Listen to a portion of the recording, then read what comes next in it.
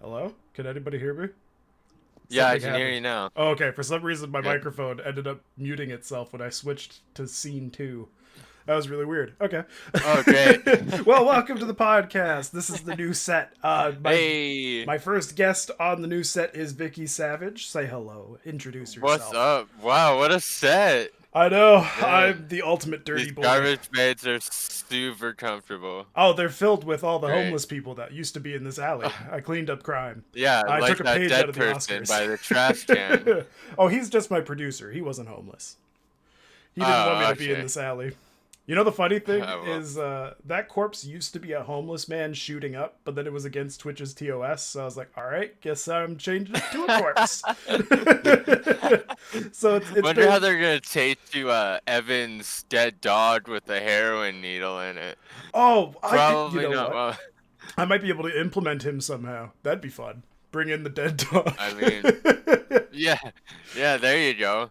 How far can we push the line? That's the real question. Oh, I feel like I've gotten away with quite a bit. Like the only things I haven't said on stream are the N word and the homophobic word.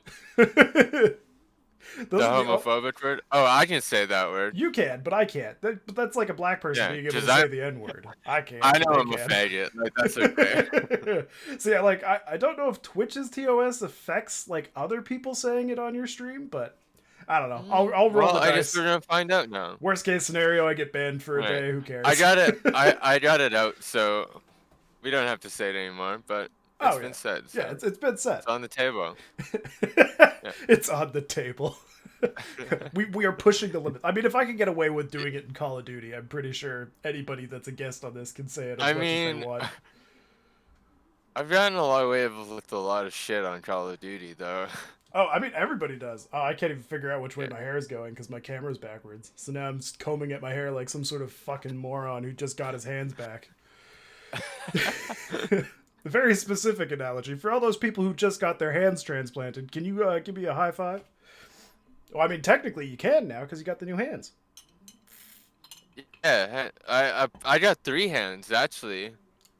Yeah, one holding the phone, one holding the bottle of wine, and one's just chilling there. I like to picture it just being a rubber glove just on the tip of your dick. And then Yeah. you're just like, come hither, come Yeah, yeah, yeah. hither. Yeah. Yeah, the one holding the bottle of wine, that's my dick, Yeah, actually. it's the Yeah. easiest way because you You just have to get you erect would for it to think get it's to your the other lips. one that's empty, but it's not. No, no. Why would it be? Um, I just want to say hello, Sarah. Sarah's in the chat. She was gonna come on to the podcast today, but she's getting new glasses and wanted to wait for that big debut. So we can postpone Oh, that for the great. next time. That's all good. Nice, nice. It's just a chill place, as you can see. I took a lot of pages out of the Oscars books, and I cleared out the homeless from where they were staying in order to film this podcast. Uh, Perfect. There was a big fucking people were angry about that shit, hey? yeah, well, I mean, like, Really angry. who gives a fuck about like a room full of millionaires celebrating Yeah. their quote unquote accomplishments when in reality they didn't Yeah. really do much? Like there was one really good actor and it was Anthony Hopkins and he got shit on because he wasn't black. So I was like, what is the point of this awards Oof. show? Yeah, right? I mean, that's kind of what it's turned into. It's turned into more of an equality show than it has anything Oh, else. I don't even think I it's mean, I feel equality like, anymore. They're perpetuating this stereotype that black people, for some reason, can't fend for themselves, right? Like they're always like, we as yeah, white people have to we have to protect them. It's like, no, we don't. Are you kidding me? it's like the early 2000s. Yeah, and even after a little bit after 2010, there was always just one black guy in every movie. Yeah, Always just one. and he was always the It's first to like, die. see, we got a black guy. We're not racist. We Yep, got one. yep. Yeah, but like the funny thing is like just the narrative of I can't believe I sat through and watched the Oscars, but the narrative that they were pushing the entire time was black people need white people's help. No. That's not no, that's not true. Like nobody needs Yeah, other I people's help to try to progress as a people. Nobody yeah, does. really. It's all on you. Yeah, I think it's just got oof. I know, Yeah. heavy topic for the first thing to say. I just instantly went after the race baiting thing. I mean, I feel like how long is this? How long is the podcast? We got a long way to go. Oh no, as So I long as we mean, could go, it doesn't matter. I don't have a time limit. it's. I feel like it's a great start.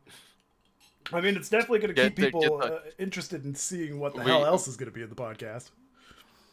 Yeah, I mean, stick around for more. I mean, Like literally those people in the little like windows behind us, those are my inner thoughts trying to come out. They're like, come on, you know you want to say something fucking crazy, just say yeah. it. um uh, but yeah, it's no, like it was just so strange just to see like the agenda that everybody's like not even hiding anymore. It's just being pushed. It's not a hidden thing. It's not like an insinuation. It's, if you don't do this, you're a racist cuck. And it's like, excuse I, me. I feel a lot of it has to do with publicity too. I mean, Mhm. Black Lives Matter, that whole thing, it's gotten a lot of attention. Yep. And I mean, every single election, it's a huge thing. And there was just an election not too long ago. So, I mean, all those things that tend to be pretty common issues that are talked about these days, a lot of people use that just for publicity. Like, okay, I'm going to say this thing. I'm going to say we're going to help black people, and everybody's going to love us for it. Yeah. You know what I mean? It's funny because like it's more of a marketing thing than even a movement now. Like I feel like 90 to 95% of the people, or at least the corporations that are saying Black Lives Matter, or they're just like saying be less white, or like Coca-Cola, they had that whole thing where it's like be less white, being white is racist, and then they just like pandered that. Yeah. It feels more like they're just trying to cash in and try to get good faith from something that they just don't give a fuck about. Because let's be real, Yeah, that's Coca-Cola pretty does not much give a it. shit if you're white, black, Mexican, East Indian, Native. They don't care. You drink their product, they get your money. They don't give a fuck. Yeah. So when No. corporations try to go out of their way to be like, we stand for, I don't even know. Is there something like small around here that I could? We stand for pet rights. I don't want to like go into like the Black Lives Matter, or like do Latinos have a movement? I don't know. Latinx movement, Latin Lives Matter, LLM. Mm, I don't know. I I'll say that mean, that's a thing. I mean, I think they were more in a movement when Trump was in, had presidency because of the whole wall shtick and whatever. Yeah, yeah, But that's fair.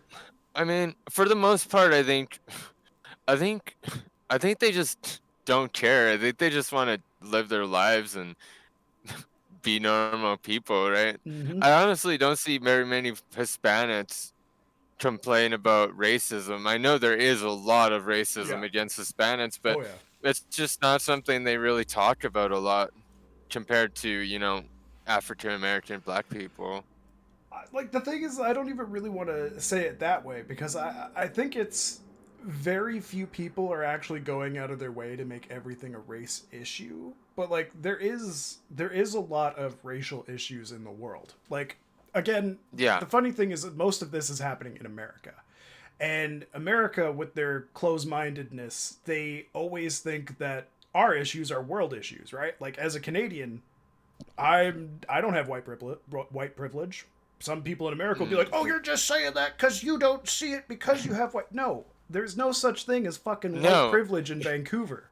When we're the just Canadian and the whole world loves us, and you're America and everybody naturally hates you. Like, I'm sorry, you got the short end of the stick on this one. It's true. I still stand by that. Like America is the worst first world country out there. They're like right on the cusp of becoming third world, but the only reason they're not is because they have capitalism. I think a lot of, I mean, I have a lot of American friends, Same here. and I fucking think they're awesome people. True. I think the thing that puts America in the dumps is their their media, everything has to be this big publicity stunt. Everything's got to be a big deal on the media for them, you know? I think I have to go And back and elaborate. When I say America, I don't mean it's people. I mean it's yeah. like government, and I mean it's like their media empires and the way Yeah, their corporations exactly, act and exactly. feel. The people are great. Like they come by, we have conversations. They're all fantastic people. Yeah. Everybody I've ever talked to from America has been awesome.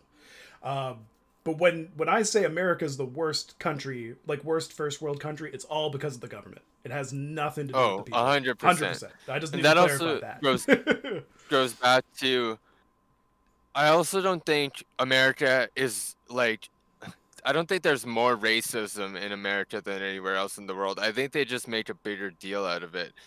It's on the media more. Mhm. They talk about it more. It's more of this going back to publicity stunts. It's all about getting publicity, Mm, and they just want to show the world, oh, we're this great country and blah blah blah blah. You know? I agree with that to a point. Just because, like, if I've just paid more attention to American news, but if you watch Canadian news enough, you'll notice that there is kind of the same kind of stigma, but instead of it being directed There towards is black people, it's directed towards like Native Americans. natives, Yeah, yeah, natives. Yeah, that's where most of the racism is directed, but there's not that big of a movement. I think it's because of population, really. Like, if you look at the yeah, population of Vancouver specifically, 90% of Vancouver's population is either East Indian or Asian. And then the yeah, next biggest population, I think, is white, and then it's just immediately followed by black. And then I think the lowest population is Native American, which is interesting because when you start looking at like the smaller towns and the smaller cities, that yeah, percentage instantly jumps up to like 40%. So yeah, it's just because of the density of Vancouver, it messes with all the statistics to the point where there probably would be a bigger movement if majority of the actual population centered around the same patterns as the small towns. But because Vancouver is such a big hub for Asian people to move and buy property and live and build a family and like businesses and stuff, it really yeah. affects that possibility of a movement for another race in Canada. Because, like, honestly, I don't get the racism shit. I've never understood how anybody could ever judge somebody based on their skin color. To me, if you're an asshole, it always had to do with your personality. It's never, ever, ever been because you're black, therefore you must be a criminal. I never think that. I Yeah. think, oh, I you're a criminal, therefore you're a criminal. I think the It's just so hard to foundation say. of racism came, I mean, it from centuries ago, you know? Like when the first white man seen the first black man, it was like they probably hated each other because they were different. And Hmm. that's basically what it is you're different than me and so I'm just going to hate you for it. Yeah, People like to hate others for differences. That's, you know? I think that's just the thing I've never understood, and I think that actually stems from a lot of the bullying I received as a kid because I was German. So Yeah. a lot of the bullying centered around me being a Nazi or some shit, right? So when you get Yeah, called yeah, something yeah. enough, you're eventually just desensitized to everything, and then you stop looking at people based on how they look. You base their character all on their character, and not so much on the shade of skin or the what's the name of it, melanin, or the amount of melanin in your system or whatever it's called. I actually don't Yeah. remember. I think it's melanin, but Yeah, it's just I so was just odd. called gay a lot in school and Oh, me now too. I'm super gay. uh, yeah, see that is another thing I've never really understood is why people are always so afraid. Like, how could somebody be homophobic? I've never That's the understood it. it's 100% has to do with the Bible. No, no, A I hundred get percent. that, but I'm just saying, Bible like, says don't be gay, so people are like, "Oh, Jesus, God said don't be gay, so you can't be gay. Don't be gay because this guy in the sky told me not to be gay." I know it's crazy, but like, the thing is after hundreds and hundreds of years, wouldn't they have figured out that that's not true? Considering, like, the Roman times, even before Jesus or during the time of Jesus, people would just fucking like a hole was a hole, and the Romans just didn't care. They were drinking their wine and just finding a fleshy Right? spot to put their cock. Like that that's basically what the Roman times were. And I think Basically, I mean. like that's got to be where it stems from. Like the I reason mean, they were all walking Christianity's around with their tits out and everything. Oh They yeah. had the whole Olympics was just naked dudes Mhm. whipping their tits around. Yep. And like the funny thing is, like the Roman times, the only reason quote unquote God said not to be gay was probably because it emulated the lifestyle of the Romans, and Christianity is very well known for being against the Roman style of thinking. So the whole don't be gay thing was probably just propaganda to get you to not be a Roman The person. the way it's been explained is the Bible says everyone is made in God's image and God isn't gay. So therefore, if you're gay, you know, you can't be gay because you're made in God's image and God isn't. That's the argument. The most of the time, every single time I brought it up to one of my Christian friends or having a debate, that's always the number one argument. You're made in God's image and God isn't gay. Well, the funny thing is that's right. But if you think about it, the interesting thing about that is God is never specified to be man or woman. He's actually both because you're made in his image. Yeah, So technically, he's not gay. He just fucks everything because he's got both bits to gamble with. So he's not exactly. gay. He's all encompassing. Man, that's a really metaphorical way of saying he's everywhere and inside everyone. But like, Which is also gay. yeah, yeah, but like that's probably my ultimate comeback for anybody who tells me, yeah, you're made in God's image. It's like, yeah, you're right. You are half of his image, and his image fucks everything. I mean, he Yeah, was right? like Zeus was a bird, and he raped a woman, and he made Hercules. Nobody ever like was like, oh, you can't be a rapist because God was a rapist. You got to be a rapist. That's that. Like you'd think that Yeah. would be pushed in. What was it? Was that Greek? That was Greek gods, right? Yeah. I'm just trying to remember what they Yeah, called it. yeah. Yeah, Greek gods. So it's just odd. The thing is, I know it's honestly because we're like the people that actually pilgrimaged over here, the separatists that came over here, Yeah. they were even more strict than the Puritans. And when you start like out purifying the Puritans, that's a problem. That's a big problem. And I'm pretty sure it was just their poor interpretation of the Bible and all that that basically made it so every single person in the fucking world, or I guess in America, because they think they are the world, it made them think that, oh, well, if our ancestors were highly against it, then we have to be highly against it. And for some reason that Yeah. involved them getting slaves. I don't really know what that part was about. But I just found it so See, weird that even now there's still people that are homophobic, but then like yeah. they're not open about it for a very good reason because they're fucking trash people. Uh, Yeah. I but want to like, go back to that word you used, interpretation. I yeah, feel like that's really important, mhm. especially when it comes to religion, Oh, because 100%. the Bible was made out of the word of God. Mm-hmm. Like, you know, he spoke to people and they wrote about it. Mm-hmm. So basically, they wrote an interpretation of what God said. And what religion is like this huge ass game. You ever play that game of telephone Oh, as a kid? 100%. Yes. Where you'd sit in a circle and one person would tell the person beside them something and then it just go on and on and on, and by the time you get to the end it's just so fucked up. That's what religion is. Yeah. People over years and centuries have just been telling one person after another, and it's become this big massive construed thing that doesn't even fucking make sense anymore. Well, here's the best part. Like, I love how there's an Old Testament and a New Testament, and then when you look at them both side by side, they share like nothing in common. Exactly.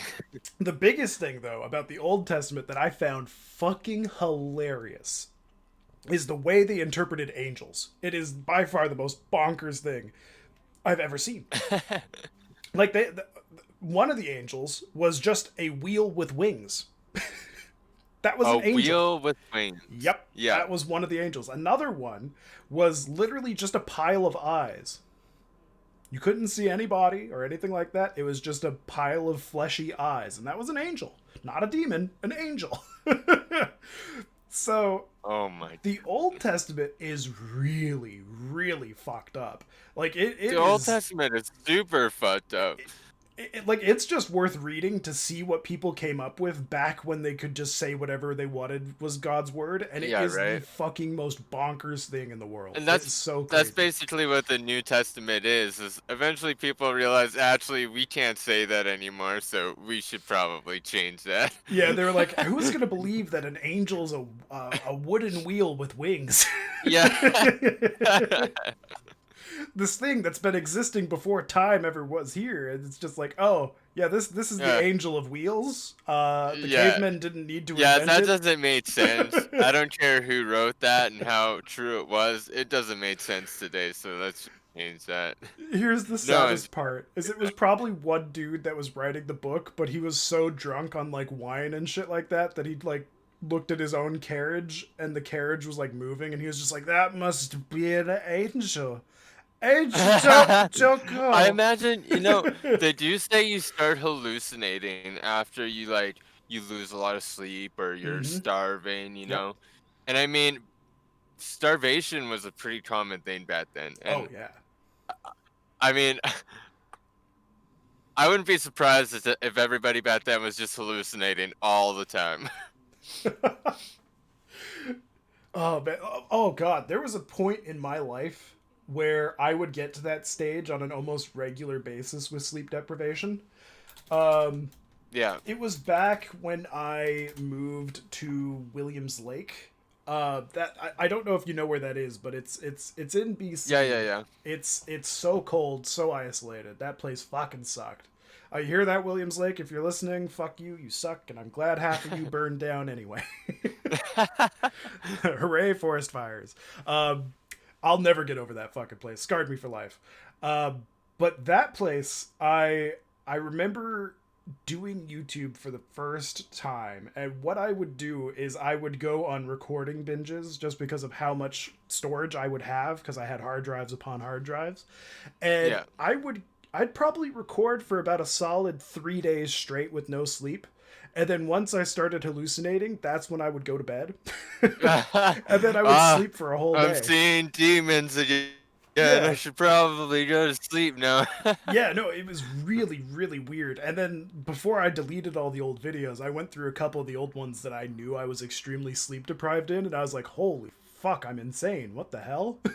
Yeah, What is wrong with me? Why did I let myself get it's there? actually crazy how much your mood changes Mm-hmm. just without sleeping.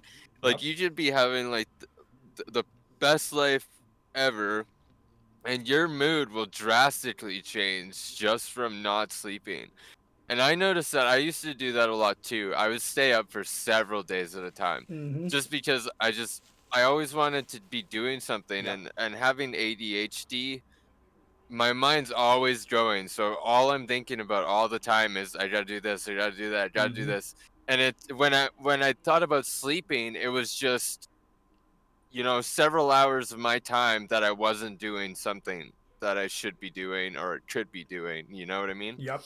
Yeah, I can completely relate to that. That was like one of my And biggest problems with that. yeah, and it was just like I started to notice even after like just one night where comparison to the day before, my thoughts were so much more self-depriving and depressing Mm-hmm. than they otherwise would have been if I would have slept that night. Yep. And it just got to the point where I'm like, holy fuck, like, and I was back then I was like I was having a pretty good life. I mean, right after high school, I was just coming out and stuff, and I was Mm-hmm. feeling pretty confident with myself. I had a really great job at Topic. Mm-hmm. I was living pretty good life, so I was really happy, but I just get super depressed because I would not sleep. Yeah. Yeah. No, that was one of the biggest things I had to like get over, and for some reason It was extra compounded because this was also the time that Monster decided to sponsor me, so they sent me like 300 cans of Monster. So all it did was Nice. perpetuate me staying up even more. Yeah. So I was like, yeah, I'll take that sponsorship. And then once I got it, I was like, wait a minute. Like hindsight's 2020. This is not going to be good for the way my mental state is right now. Yeah. But of course, I'm not gonna think that all the way through. So for I think it only took me about 3 months to go through all of that Monster, which is Oh, a lot really? of Monster. Yeah, it only took me about three Damn. months. And I, Oof. I I was a big boy at the time too. Like this was back when I was 520 pounds. I was a Yeah. big boy. I was rotund. You could not fit me on the green screen that I am currently using. Kind of big. Oh. So it was interesting to see what my mental state was as a teenager, especially like after at that point I think I tried to kill myself twice. So clearly I'm not very good at it because it was two very unsuccessful attempts. uh, but at least I'm pretty open about it. But that definitely did not help in terms of my mental health. Yeah. Like even when I finally moved away from that place and like came down to where I'm living now, it probably took me about like a whole year to like finally get that all out of my system, like that depressive state and all that. Like don't get me wrong, I still suffer from Yeah. depression, but it's nothing like that. Nothing like that part of my life will ever be. But I think it gave me a clarity that I don't think I would have ever received else like otherwise. uh, and I yes, I hated that part of my life, but I don't think I would change going through it because it made me more of a reasonable person than if I didn't go through it, because even at that time I was kind of a cocky douchebag. I don't know Yeah. why, but I was a big old gaping asshole at that point. Don't get me wrong, still am now, but at least I'm more humble about it, or maybe not humble, but reasonable with it. Like Yeah. I'm not going to go out of my way to be a dick to just to be a dick. I'll be a dick if I think that I'm right, and if I'm wrong, I'll admit I'm wrong. But if I'm right, then I'll just be like, hey, I'm just correcting you. Like Yeah. it Right. didn't completely deter me, but I guess it molded my character in a way that made it so I guess I'm very accepting of others, but I'm also very skeptical of them too. I know what it's like Yeah. to be really sad, but I also know what it's like to be happy, and I can balance those emotions. I don't get nearly as angry as I used to, and that's just because I guess I didn't really know how to handle myself. Like I said earlier, I was bullied a lot. I was called gay a lot. I was called a Nazi a lot just because I was German. I don't really know why I was called gay. Uh, I did have girlfriends a lot of the time, so I was confused by that one. But I mean, as teenagers, you're gonna get called it one way or another, right? That's just kind of how it Kids are works. brutal. I Kids mean, are the worst. honestly, fucking kids are assholes. But like the thing is, I don't think I would change that. Like the thing is when it comes to that kind of bullying, I think it needs to be experienced to at least to an extent, Yeah. just to give yourself the ability to realize that words don't affect you as much as you think they do. Like if somebody came up to me right now and they were like, "You're gay," I'd be like, "Well, I have sucked a dick once, so maybe."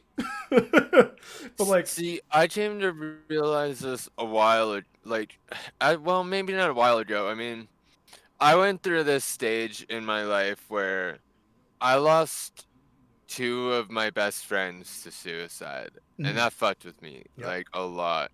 One of them I ended up finding. I won't go into detail about that. fair enough. But that's when I started evaluating my own life and really getting into the details of what was making me depressed and what was making me this negative person all the time. Mm, And I came to realize that a lot of the times when I was getting upset over something, it was just because I was choosing to be upset over it. yeah, Rather than looking at it as this is just a fucking thing that's happening that really doesn't have an effect on my life, because that's what it is most of the time. It really doesn't have an effect on your life. yeah. No, But I completely we agree. like to make it we like to make it, people choose to be offended. I feel like that's Hmm. a big thing these days too, is people choose to be Yep. offended over certain things, whether it's just because they don't understand how to control their emotions, or maybe they don't have their priorities right, or a lot of the times it's even for attention. You see a lot of things on social media about people getting really offended, and it gets a lot of attention. It's a great way to get attention. And naturally, I feel like naturally we as humans kind of feed on that. We want attention, we want to be Hmm. selfish, and I think that's just something that's just natural. Well, I'm still doing it now. I mean, I'm sitting at a virtual desk with cunt written on it. Yeah. It's because it's eye grabbing. I'm trying to Yeah. get your attention. Like, hey, look at me. Yeah. I'm the cunt. Come watch me. I'm gonna Yeah. say something Right. stupid. So And it's true. Like even if it it's not for a negative, it's always true if you yeah. want to seek attention. Yeah. And it took me a while to get over that. And it took me a while to realize that even if even if I did know these things weren't bothering me, a lot of the times I would still go and post something about it just because it was getting me attention. Mhm. But because it didn't bother me, or I felt like it didn't bother me, I didn't think it was a big deal to go and post things about it. Right. And then I started to realize the more I talked about it, and the more I said it didn't bother me, and the more I made it public, the more it was really starting to affect me again. And it was the same thing. Like, I used to be super judgmental person. Like, Mhm. I was bullied all through school Yep. for everything. I was born in an oil field town with a grandfather Hmm. and my grandmother, who, I mean, by the time they got custody of me when I was 2 years old, they were already like ready to be done with working. So I never had like a lot of money. Mhm. And in an oil field town where if you didn't have, three quads and two big jacked up pickup trucks, you were a loser. Yep. So I got bullied for that a lot. I got bullied because I wasn't a religious person in a very Catholic school. Oh I got God. bullied a lot for being gay. Oh, that's like Um, extra compounded being in a Catholic school. Jesus. oh yeah. It was I mean, it was a fun time. Oh, it sounds like it. But Jesus. so, I mean, I think after I got out of high school, I became a really judgmental person. Like, I don't think I necessarily ever went out of my way to say something to somebody just to hurt their feelings. Yeah. But even then, like, when I would look at somebody and feel something towards them, and just like, oh, that guy's a fucking loser for whatever reason, and Mhm. I felt like it made myself feel better or more empowered over this person. Yep. And it wasn't it took me a while, but once I realized I was doing that, and stepped back a bit and was like, holy fuck, like I never thought it was an issue because I wasn't going to that person and saying something to them. It was Right. just something I was thinking in my head, but it was still a negative thing. Mhm. You know what I mean? So even though I wasn't perceiving it as a negative thing towards me, my brain's still going, this is a negative thing. And it it took me a long time to stop myself from doing it. Mhm. Like, every time I do it, after a while, just go, "Oh, fuck, don't say shit like that," just in my head. And after a while, I just stopped doing it, and I realized, like, I had such a better mentality towards people. I had more tolerance towards people and more patience with people, and it felt better. I felt better too because I wasn't thinking all these unnecessary negative thoughts, you know what I mean? Oh, completely. Like the thing is I fully acknowledge I'm still an asshole. Like I will still have those negative thoughts towards people, but I'm better at controlling it. Like for me, Yeah. I know what my trigger was for when I started having negative thoughts. It was as soon as I was out of high school, I was no longer connected to who I was there.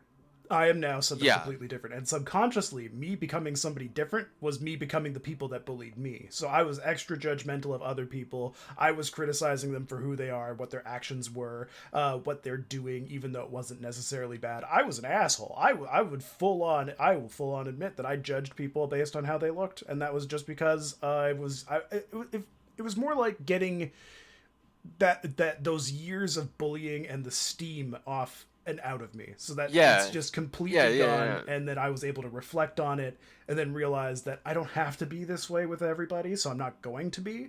But I'm still going Yeah. to judge people, but only based on their character, not based on how they Yeah. look or Oh no, what they absolutely. say. Well, Yeah. maybe what they say depends on if they're like doing it in a satire way or if I they're just mean, full on being a douche. But we'll see. don't get me wrong. If somebody's being an asshole, I'm gonna tell them they're being an Oh asshole. You know yeah, what I mean? yeah. But but it's a lot of like little unnecessary things that you judge Yep. people on. I Like mean, for we all do it, like just looks and stuff, and it's just something, just this unnecessary thing that you're thinking about that doesn't even matter. It just doesn't. the, But the we all do it, the and funny it's like, thing that I notice I judge people for a lot is certain mannerisms. Like if I notice somebody doesn't actually have a speech impediment except for like one word, like a lisp or something on just one specific word, I will point that I have a out. lot of those. I know, but like that's like one thing that I don't know why, but I'm extra judgmental about is if they have Yeah, like a completely normal conversation like I'm having right now, but then all of a sudden they just have like one word that's like what's a good lispy word? I guess lisp. Like if they just yeah, said lisp like that, and every other word was yeah. completely fine, but that one word, I'd be like, what is wrong with you? What the fuck has happened to your brain What is where you can't say what that word? happened in that one little nerve in your brain that, Yeah. yeah, symptomatic. Thithematic. That's a good one, Symptomatic. Osmodeus. Osmodeus, that's good. I like that. Oh yeah, Osmodeus was saying something that was actually kind of pertaining to this too. Earlier he mentioned how he could relate from this in a professional. Is that did I just fuse those words? Professional You just perspective. Damn it! I actually do have a stutter though. I hide it pretty well, but I do have I have a stutter. I went I for do it too. I do. Oh, perfect. Well, then you can relate to me. So basically, what he said is he went from a traditional, downright abusive blue collar workplace to a workplace where he's basically treated with respect, and they're like concerned about him and stuff like that. And he I guess what he's saying is it's interesting to see how much more value he sees of himself when he's actually treated as a person and valued as a person Yeah. versus being the typical corporate slave where they're all like, "Oh, you're sick? Did I say you could stop lifting boxes? You're not going to earn that minimum wage by just leaning Yeah. around and talking." Yeah. Yeah. That standard job, like that's kind of why I'm not working as much as I used to, and that's just because like the place that I worked screwed me over. They were awful people to me, and they still haven't Yeah. acknowledged that they were. Thankfully, the manager that was the one who was perpetuating all of it left, so thank God he can suck my ass and leave. So I'm glad he's gone, but Yeah. it still doesn't change the fact that they haven't acknowledged that how they treated me was really shitty. So I'm like Yeah. trying to slowly taper myself away from that. When I can officially afford to not go there anymore, I won't. And like Osmodeus is saying, the stress was literally killing him. That's the same thing that was happening for me, but his is. I'm sure I don't know what a GERD or gastrointestinal reflux does. You develop. Sorry, I thought that was your job, Osmodeus. I didn't realize that was the disease. Oh my god, dude, I'm sorry to hear that, my dude. But like the fact that he went through enough stress to even like develop that disease shows how Yeah. shitty some people are treated at work. Like for me, I regained a bunch of weight. I got stressed out. I was at that breaking point again where I was like, I'm just gonna quit. I'm gonna get a drinking problem. I'm gonna start smoking weed all the time, and I'm never gonna leave the house. That was almost where I was at, and then COVID hit, so I didn't have to leave the house anyway, and I got to drink all the time, and I ended up getting sick. Pretty sure I had COVID. Yeah. Thankfully, I didn't get like to the point where I needed like what's that thing called? The thing where they make you breathe, the breathing machines. I don't know what they're called. Respirators. Respirator. That's Yeah. Yeah. Something um, like that. yeah, so I thankfully didn't need anything like that, but the fact that I got that sick, which without like any history of ever being that sick prior to it, just showed me how much stress I was under. And it just sucks that corporations are allowed to do that and they don't care. They just really don't, because the CEO is getting their billions of dollars or their millions of dollars, and they just see you as another life that could easily get just snuffed away, and they don't care because that just still Yeah. makes them more money somehow. Yeah. Man, It's look how seamlessly we're going through all these topics. really right though. It's actually doing well. It's doing well. Yeah, it's I going pretty mean, good. I think I for the workplace. I mean, I didn't really get much judgment in the workplace. I feel like going from high school to the workplace, I was like really well equipped to not put up with people's bullshit. And I think that was my mentality, and that's one mentality that I've held on to. Other apart from a lot of the ones that I've gotten rid of just to better myself, like I still like hold down firmly. Like you don't have to put up with people's shit. You No, know, not at all. you don't have to buy into all the bullshit and all the negativity. You know, I know there's a lot of the times I notice from working in the trades a lot is a lot of the times the issues people have with each other are just these power struggle issues. The person next to you wants to be better than the next guy, and that guy wants to be better than the next guy, and they're all flexing their muscles and It's whipping their also dicks trivial. around, trying to show their Mhm. trying to show their power. And I found the easiest way to just avoid that shit is just to be neutral. And when somebody would tell me to go do something, I'd be like, if I had time to do it, I'd be like, all right, man, yeah, no worries. Or if I was in the middle of something, I'd just be like, I can't do it right now, you know. But th- I would see other people, go through the same situation. Somebody asks them the same question, and it's immediately this big argument. Fuck you! You don't tell me what to do. Blah blah blah blah blah blah. Blah. Mhm. And it's like, man, you could have accomplished the exact same thing if you would have just said, "I'm busy right now, man." You know, Yeah, it's it's just always this. It's unnecessary always. anger. I feel like I, I've noticed this, and it's people just thrive off this negativity thing. It's always got to be the something negative, Actually, I kind and of people don't disagree. step back.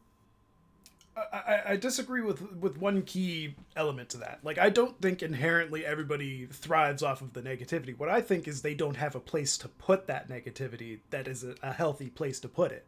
Like, for Yeah, instance, the people that you work with, when somebody snaps like that, instead of going with the most reasonable answer, what did he probably deal with that day? He probably woke up to a girlfriend that was arguing with him. Maybe he found out some bad news, had a bad drive on the way to work, got into an argument with somebody. Something happened where he couldn't fight back, or maybe the boss yelled at him, and you can't yell at your boss, so who's he going to yell at? Somebody yeah. he can, right? So I don't think it's necessarily that people thrive off of negativity. I personally think it's because there is nowhere to put that negativity that people seem like they thrive on it, off of it. But what they're really doing is they're thriving off of the relief of releasing that negativity to keep them I guess feeling more positive. Like they associate that negativity with positivity because they're getting that high of finally getting that off their back, and they're just like, oh, I feel great now all of a sudden. But in reality, the only reason they feel great is because they were super negative to somebody. Yeah. Yeah. So that's just the Yeah, weird place it's we're that living. I told him fucking mentality. Yeah, and like I feel like this is super weird for me to say, but I feel like if we actually had a service where you could just call up somebody, even if it's just like AI. I mean, AI at this point is super intelligent. Why don't we set up a phone Yeah. line system where somebody can call it and just spend 15 minutes just yelling at an AI that responds to them in the same kind of way? Like you could pick one for argumentative, two for passive, three for, I don't know, Yeah. you caught your wife cheating or something, and then you just go to town on it. I feel like that system would be Yeah. amazing. People would have that out. It's like post nut clarity, right? But instead of it being a post nut clarity, it's instead of yelling at your significant other or your loved one, your children, your friends, your coworkers, you just call up this number and you're like, you fucking degenerate cut motherfucker, and then you just go Yeah. off. Then when you're done with Yeah. that and you finally just go do the, ooh, okay, I'm good, then Yeah. they'll just go back to normal thinking. But we don't have that outlet. We haven't normalized an outlet for people to be frustrated. Everybody gets frustrated, everybody gets pissed, but then we are trained from the day we're born to bottle that shit up. Unless it's tears, now we're told we can cry, but Everybody experiences anger. Yeah. Every single fucking person. How do we Oh not yeah. have somebody out there who has made a phone system for this? You charge somebody $5 a month for it, boom, you just made yourself probably millions of dollars for a subscription service for somebody to call a phone number and yell at a computer. And what have you Yeah. solved? You've probably reduced the amount of anger management that needs to be done in the world, because let's face it, anger management classes are basically just you being told to bottle that shit up or just wait till you're alone and scream into a pillow. It will get rid of the Yeah. need for, well, it wouldn't get rid of, but it will drastically reduce the amount of people that are getting like fired for verbal assault or shit like that, or getting into fights or anything like that. It'll reduce it all. Yeah. I also think people, I mean, I think a lot of people are very reactive and they don't know how to just process something before reacting to it. They True. think they're reacting to what's happening now and not acting on what's going to benefit them later, I you still do know? that. There's times I do it too. Yeah. I've gotten really good at, stepping back and evaluating what's worth my time and what's not. Yeah. There's a lot of the times where somebody's yelling at me and I want to get angry and I'm pissed off about it, but I can step back and be like, you know what, this honestly isn't even worth my time. And I walk away from it feeling a lot better because at the end of the day, every time I've ever gotten to an argument, I always leave that argument even more pissed off than I was before I started the argument. Yeah. Because it's just you get into it and you get all riled up, you get that testosterone going and your adrenaline's pumping and you just and it's like I feel like I've really figured out how to just like not give a shit. Yeah. It's essentially what I do now is I don't give a shit. I care about the things that really matter, and those little things like somebody yelling at me to tell me what to do at work or somebody calling me a gay or whatever Mhm. it is. It's just those I've gotten really good at just deflecting those things. And as much as it angers me, and I'm allowed to be angry Oh, about it, people are 100%. allowed to be angry. Don't get me wrong, I'm not telling people not to be angry. Be fucking angry. There's a lot to be angry about, but Mm-hmm. it's how you react to things. And the way you react to things definitely affects like your state of mind too, 100% Oh, yeah. affects your state of mind. Mm-hmm. I completely agree. Like the thing is, like for me personally, I still do all that, like jumping to conclusions. I Yeah. overreact. I do all that. Everybody does. But I like Oh yeah. I've said before, like you said as well. I've gotten better at controlling it for myself, like knowing when to and when not to do something like that. Yeah. But one thing that I've learned while being on YouTube and streaming is it's definitely made my skin thicker, because I've definitely heard a lot worse things being on YouTube and Oh Twitch yeah. than I have when I was being Oh yeah. bullied in high school. But I was at that point where mentally I could take it. I knew that nobody really actually means what they're saying. Like somebody telling me to kill myself now doesn't actually want me to kill myself. They're just trying to they're trying Yeah. to take their anger and place it on someone or something, so it's no longer on them. And I get that. That's why, like, in my chat there's very little rules. If you want to make fun of me, make fun of me. I don't really care. And when I say that, I actually mean it. I really don't care. And that's just because I'm so Yeah. desensitized to it at this point, that there's not something you could say or make fun of me in a way that I haven't already heard of, or I haven't even said about myself yet. And Yeah. that's one thing I've learned. Like there are people that can do this way and still end up being still end up enjoying it. For me personally, I am very self-deprecating, and the reason I do that is because for me personally, it takes away a lot of the power that those words have. So if I'm willing to Yeah. say it about myself and you're just piling onto it, yeah, you're not really adding much, are you? Yeah, So right. if you could eventually say something to me that would piss me off, that'd be impressive. But odds are I've already said it about myself, or it's already been said about me. It's So true. It's true though. yeah, like for me, that was a big eye opener of me realizing how little words can actually affect my life and my Yeah. mental state. But I still acknowledge that anything that I say or do can affect the people around me. But for me personally, it doesn't affect me. So calling me a cunt, fat ass, Nazi, any of that shit doesn't really bother me at all. Yeah, yeah, I feel the same way about like the things that used to be my trigger words. They just no It's longer just have like I that feel like power. maybe it's just yeah, it's just like I just don't care. Hmm. And I feel like a lot of people in the past just didn't know how to develop that. Like, if you look at a lot of people in their Yeah. 60s and 70s now, like, there's a good portion of them that are still like homophobic. Some of them are extremely racist. Oh Some of yeah. them are extremely religious. Some of them don't even think science is real. Some of them think the earth's flat.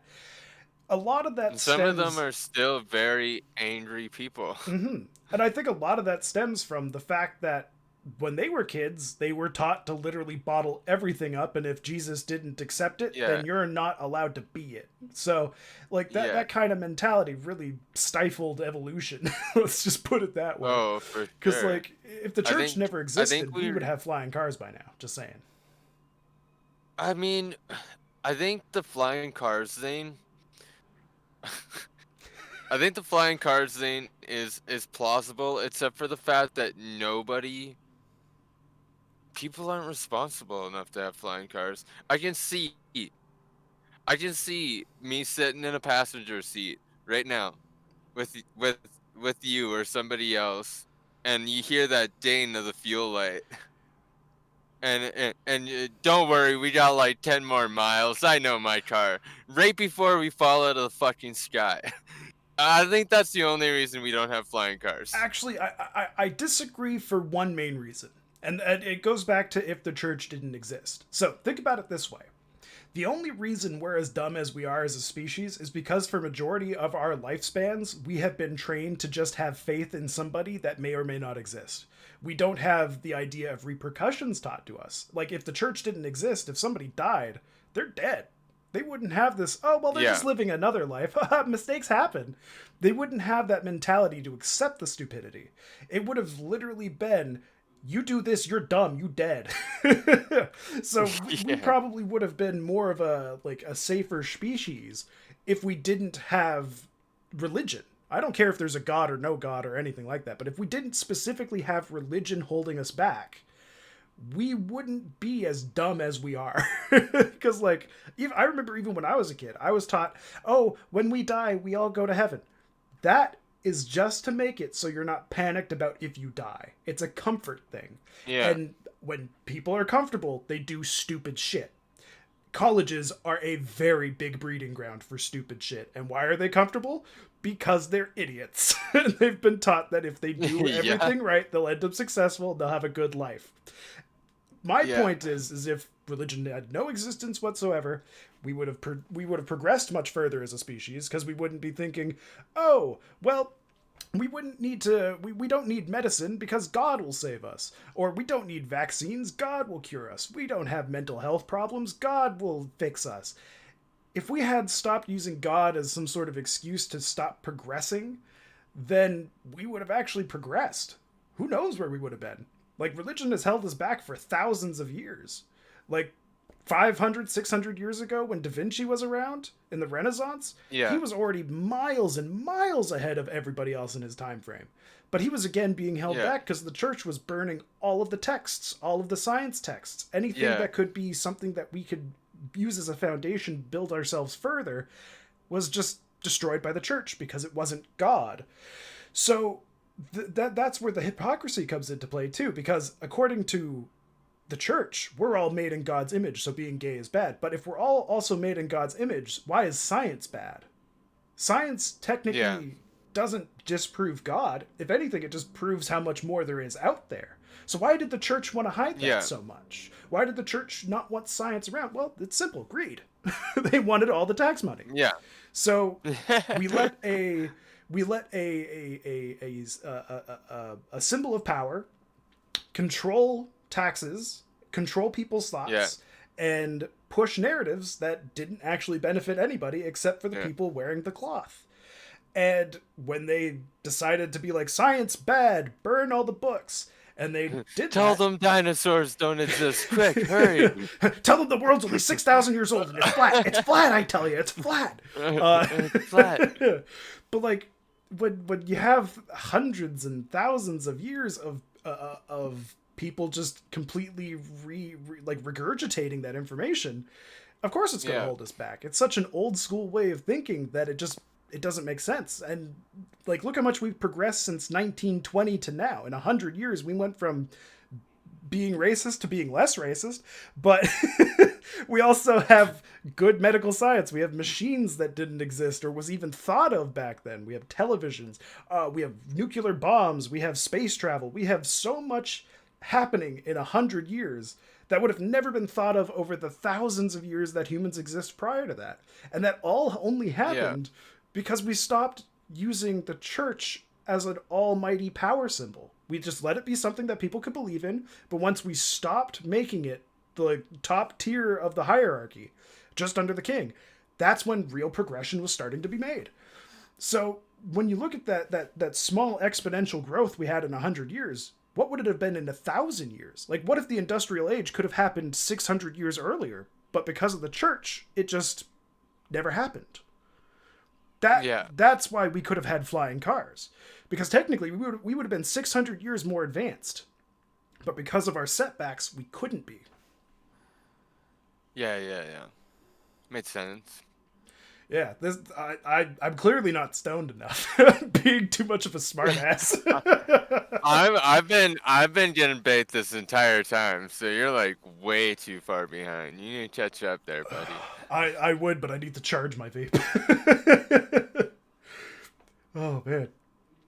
So Osmodius says, I will say this: I went to a Catholic school and I was taught real evolution, not creationism. And I was taught proper sex education and contraception. So that's not normal, but also California. So that kind of makes sense, Oz. But Yeah. that See, that also I doesn't really didn't fit get into what I that. was saying. Sorry. I didn't get that when I was raised in a Catholic. I went to a Catholic school all through elementary, junior high, so Mm. pretty much kindergarten to grade 9. I went to a Catholic school, and it was the furthest thing from that. We had this Bible class that we had to go to. It was Hmm. mandatory, and if you didn't go to it, you could be expelled from the school. Yeah. I didn't go to it once. Got suspended, and my grandfather kicked my ass. So I went to it every day after that. And then we did have science. We did have a science class, but it was more about like basic things like how plants work and all that bullshit. Hmm. There's never anything about evolution. I didn't start learning about like the big details of evolution until I got into high school, Yeah. which was probably the best place to learn it because I mean then I didn't have all the elementary bullshit in there too. Um, But yeah, I wouldn't say you missed out on too much. As somebody who went to elementary school that wasn't Catholic, you didn't really learn anything of value. yeah, but that's what I mean. There's a lot of the times I've learned I felt like when I went from grade 9 to grade 10, everything I had learned before that was pretty much just bullshit as far as things that matter go. And then it wasn't until I got to like 10, 11, 12 where it was like, okay, now I'm actually learning the details of things and Hmm. understanding more rather than just given basic concepts of things. Yeah, like the funny thing is, like, high school, all it really taught me was just to be skeptical of everything.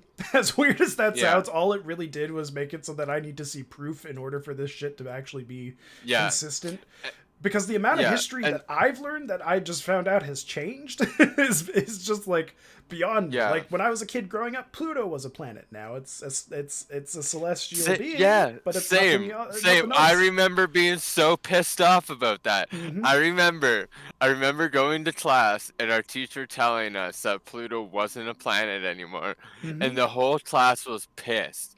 Like, I don't know why. I feel like we all felt like we were lied to or something. Like we all just took offense to it immediately. Pluto's not a planet anymore. There's been like 5 years of my life you've been Yep. telling me that Pluto was a planet. And then it's just Now all you're of a telling me sudden it's not. gone. Ah! What Disney's the hell? favorite dog. How dare they? One thing that I find, oh god, I think it was on the tip of my tongue. Now I'm losing it. Oh no, maybe the weed's finally kicking in. Uh oh. um, Oh God, it was actually going to be such a decent topic too. Oh yes, uh, Oof. science. Like science is an interesting thing because there's so much of it that isn't proven. Like space, right? How do we know it's as old as it actually is? Yes, we have an explanation that could Yeah. explain why it would be 14 billion years old, but how do we know for sure? Like we're See, just trying to put in this our faith into something new now. this is the basis foundation of why I consider myself agnostic. Mm-hmm. Because even though I don't believe in the whole Bible and the majority of the religions I've read up on are for the most part bullshit. They're all I mean, basically the same. there's some points and I think in every single one where you can be like, okay, yeah, that kind of made sense. But I mean, for the most part, it's all really violent bullshit. Yeah. um, but it goes back to like and science too, where the things I've learned about space and each star is like another fucking solar system like ours, which is insane to think about. If you look at Mm-hmm. every star in the sky and you picture another solar system like ours, fucking insane. It blows my mind. And I Actually, think we have no way of knowing what the fuck is really going on. I think we're like scratching the surface of it, but I don't think we're anywhere near no, smart enough to even begin to comprehend what the fuck is happening. not at all. And like that's the thing is it'll just be another scientific reasoning that it'll be the stepping stone that leads us to the right answer, but it's clearly Yeah, not the right answer. And the funny thing is yeah, like you mentioned, the stars in the sky, like the clear view that we get of the stars in the sky. Most of those aren't just solar systems. They're full on galaxies. yeah, So, yeah, yeah. that's the even more fucked Yeah. up part. And like the Uh, funny thing is like we're learning about mirror universes which have been proven to exist, which with like yeah, a mirror universe is literally a universe that's happening just right now exactly like this, just reversed.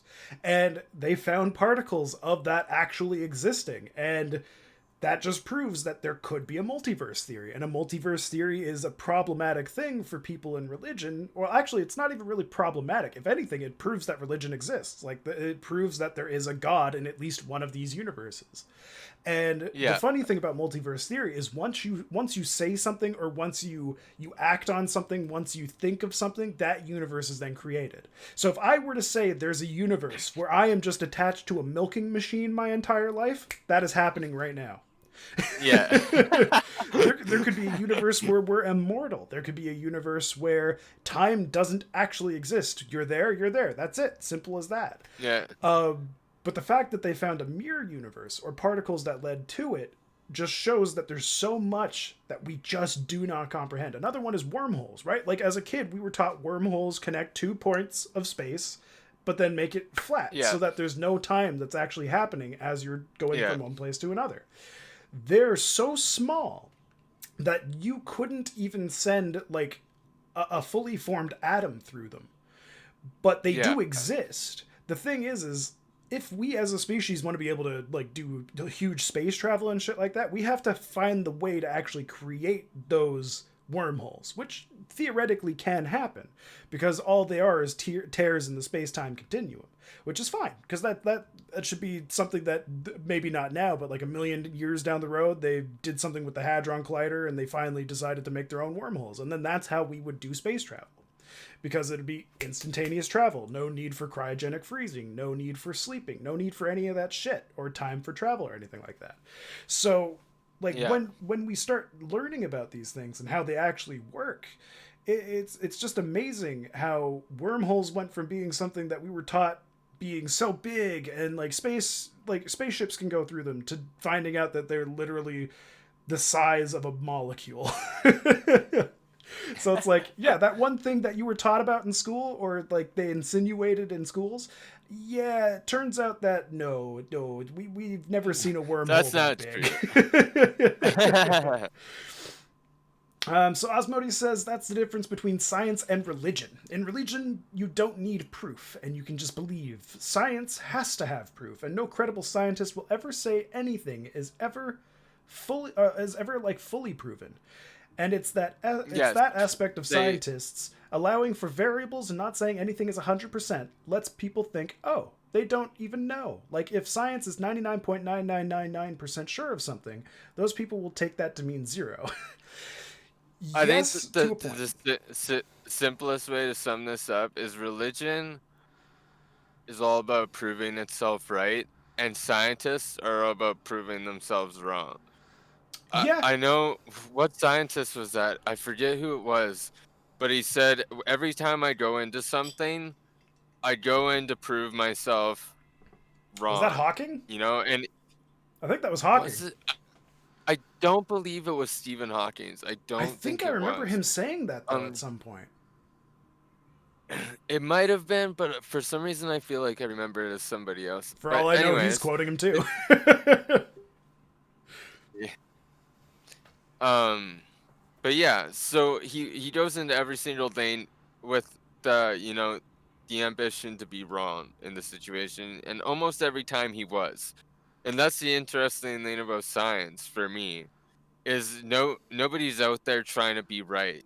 They're all just trying to figure it out, you know? Yeah. That's the coolest part about science for me, you know? It's so open to change. Yes. And or or during our lifetime we've experienced that where the facts that we know and the things that we've learned change a lot actually. Yeah. Like, just to kind of counter what Osmodius was saying, like, for me, I don't personally think that if something can't be literally 100% proven, I don't instantly jump to, well, then it's not true. For me, it's if it's not 100% proven and cannot be replicated with experiments, then that leaves it to be open to interpretation of how it could change as time goes on. So, not necessarily that the answer is wrong, but the way to get there is. That's kind of where I'm at, Yeah. like the scientific breakdown of it. So the answer could be completely correct, but sometimes I just don't think that they use for me the way that they've proven it is up to interpretation. Like, again, for things that we can't personally witness, like the age of the universe.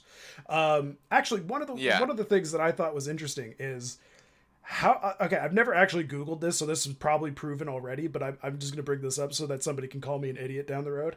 Uh, how do we actually know what the center of the Earth is made out of? Because we've never been able to dig that far down. Russia tried. Exactly. So how do we See, 100% know? this is an interesting thing.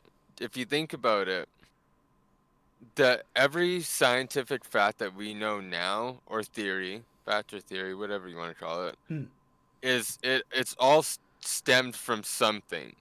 It all started at one point in time, Yeah. and it's interesting to think back to that whatever that one point in time is, because if that one point in time was wrong, then everything we fucking know is wrong. Yeah. You ever think about that? Oh no, completely. Like, that's kind of why I brought up, like, how do we know what the center of our planet is made out of? Because, Yeah, like, recently they've been like looking for other planets for us to go to, and somehow, and like, I know how they can pick up the atmosphere of other planets. That's fine. That makes sense. If yeah, you're using a spectrometer, it makes it easier to pick up what kind of molecules and shit are in the air, or atoms or shit like that. But the thing is they are even able to somehow pinpoint what's in the center of that planet. But how are they able to do that? I know there's probably some sort of answer to it that breaks it down, but for me, it's like the way they like look at Neptune, for instance, or Jupiter. Like, they know what's in, or they say they know what's in the center of those planets, but how? That's my biggest thing, is we're taught what's there, yeah, but we're not taught how they figured that out. I remember high yeah, school. I don't remember how they taught me that the center of the Earth was, what was it, lead or was it nickel? It was one of the two, but they never taught us okay, I how they don't even actually know. got there. But in Yeah, reality, it's like they must have done something. Why isn't that part of the school? Believe lead. Okay, so lead is the idea, but like, yeah, I would prefer to be. I would prefer if my kids were taught, like, this is the method that they use to figure that out, and then they just teach them from there. Because if we just teach them yeah, the quote unquote answer, it's not going to lead to the next generation wanting to yeah, try to prove that wrong. yeah, yeah. I think that's the best way to learn too. Mhm. And even with like the most simplest things, like I'm a really hands-on person. I like to learn with my hands. It's hard for me to learn things if I don't do it myself. And so I feel like if I was taught, more about those things, like how they do it and how they come up with these conclusions, that that really want motivate me to want to try and do that stuff too. Mm-hmm. Because I think the whole process in itself would be pretty interesting, you know? Yep. But it's always the conclusion that's, I mean, here's a fact that I found out, and it's just one word on a piece of paper when Mm-hmm. the whole process is like 100-page essay, you know? It's like it would have been nice to know those details, you Yeah, know? even if it's like a TLDR, at least it's something better than, yeah, Pluto is planet and then Pluto not Yeah. planet. It's like, oh. Yeah, exactly. That's basically what it was. It was we got these planets.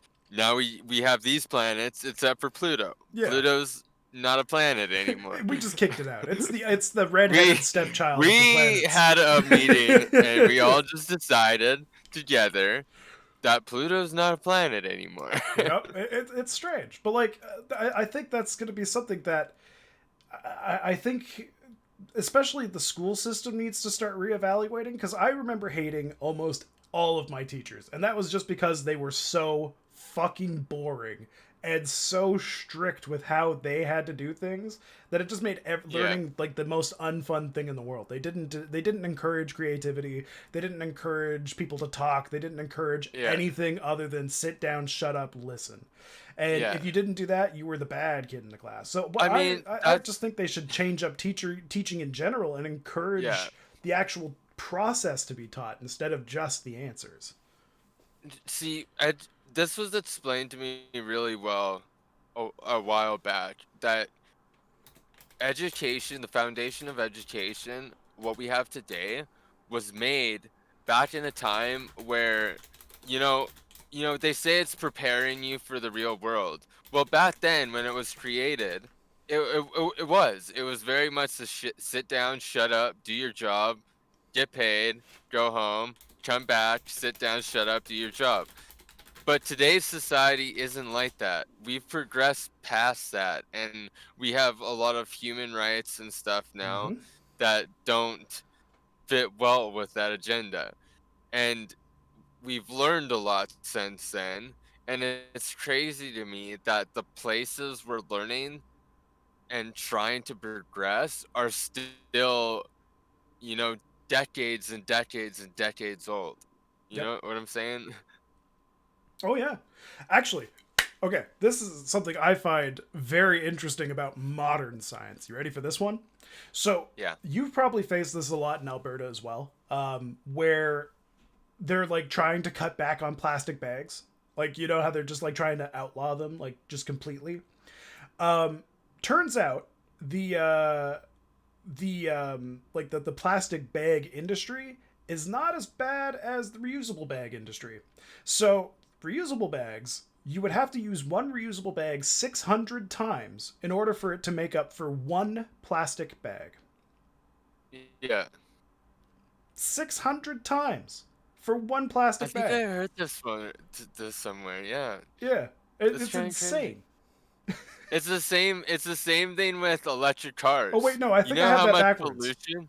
You know how much pollution it takes to make those batteries? It's fucking insane. Yeah. Literally, literally, you could drive a big diesel truck your entire fucking life and not cause as much pollution as it takes to make enough batteries to fit in 10 of those cars. Oh You jeez. you couldn't fucking do it. You couldn't do it. That's insane. It's insane. I think it was 10. It might have been 1. I remember hearing this, but yeah, it's actually kind of insane to think about. Jesus.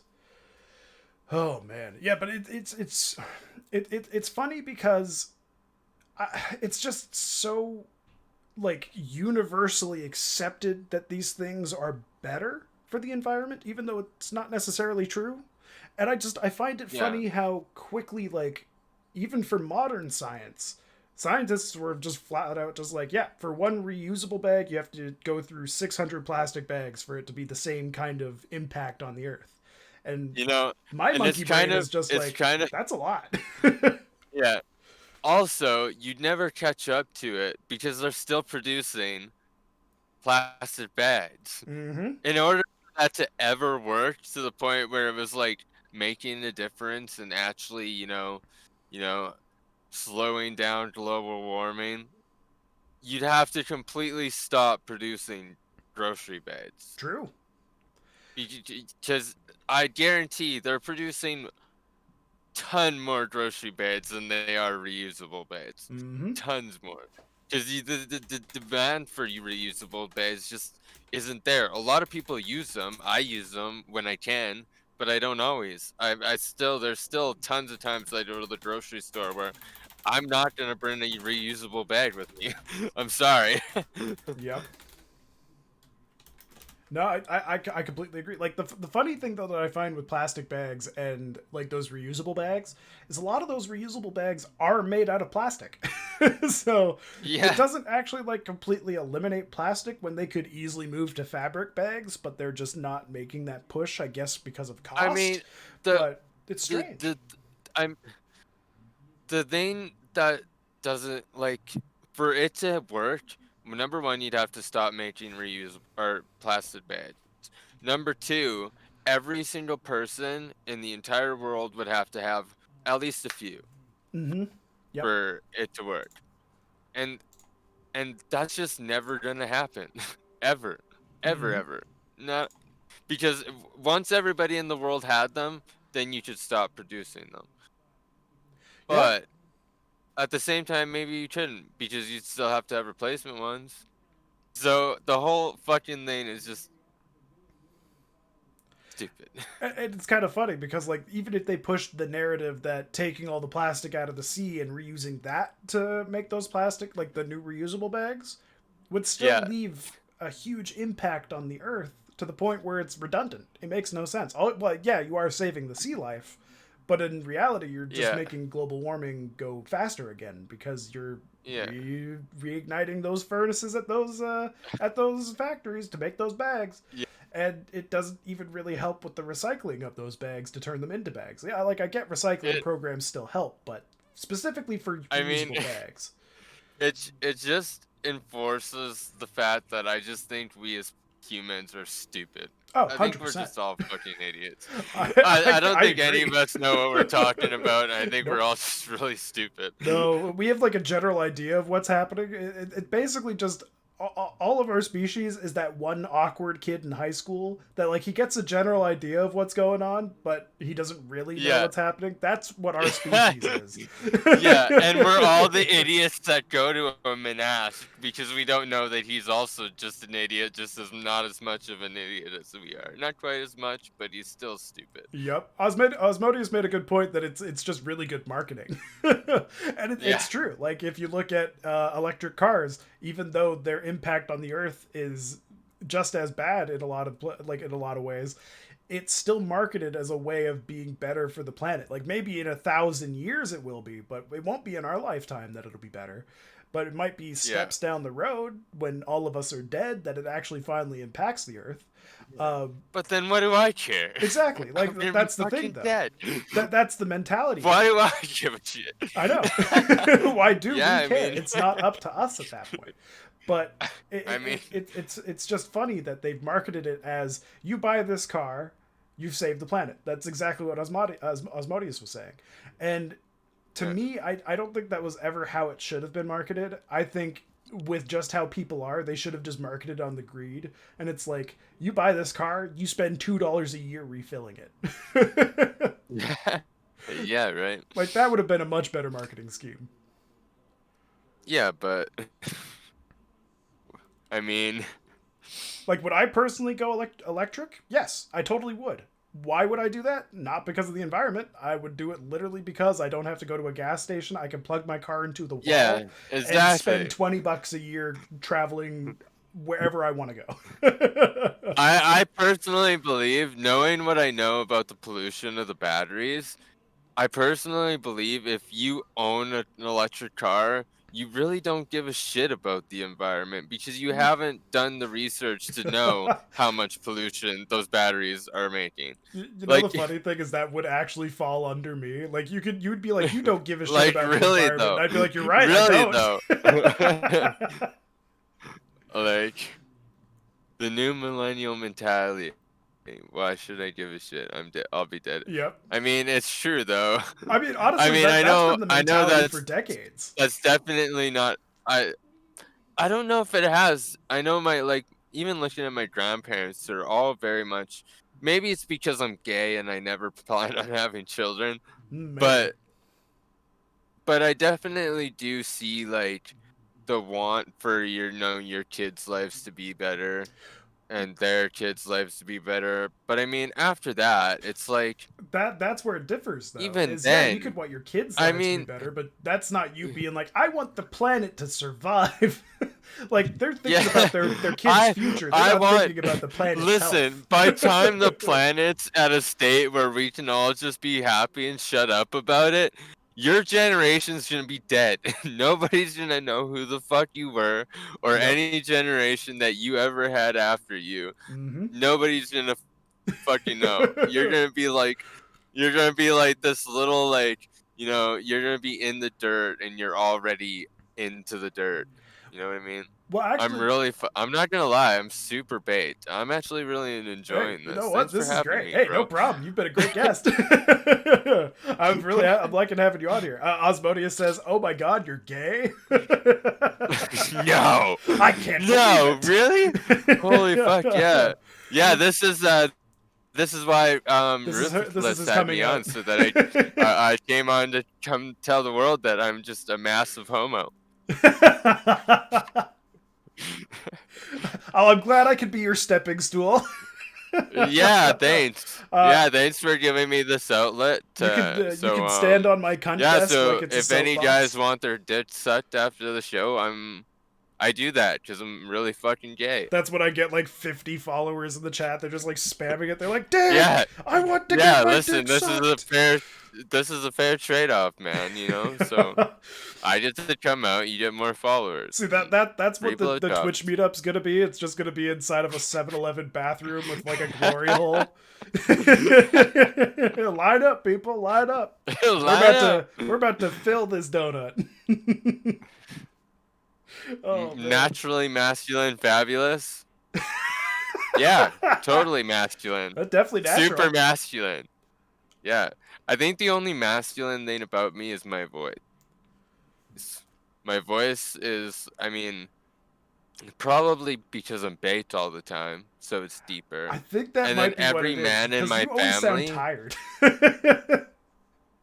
yeah, because I'm always fucking baked, That's my man. point. Like Yeah, like I think your voice just inherently goes a little bit deeper just because of the I've tiredness. really given in to the piece of shit life. Like I've been living off my savings for a while. I've been living off my savings for like 8 months now, and I've been loving the fuck out of it. Oh I've yeah. been really committing to it. I'm like, you know what? You know what, Justin Trudeau, I will quarantine, and I will be a piece of shit for Yep. as long as I possibly can, and I'm doing it, man.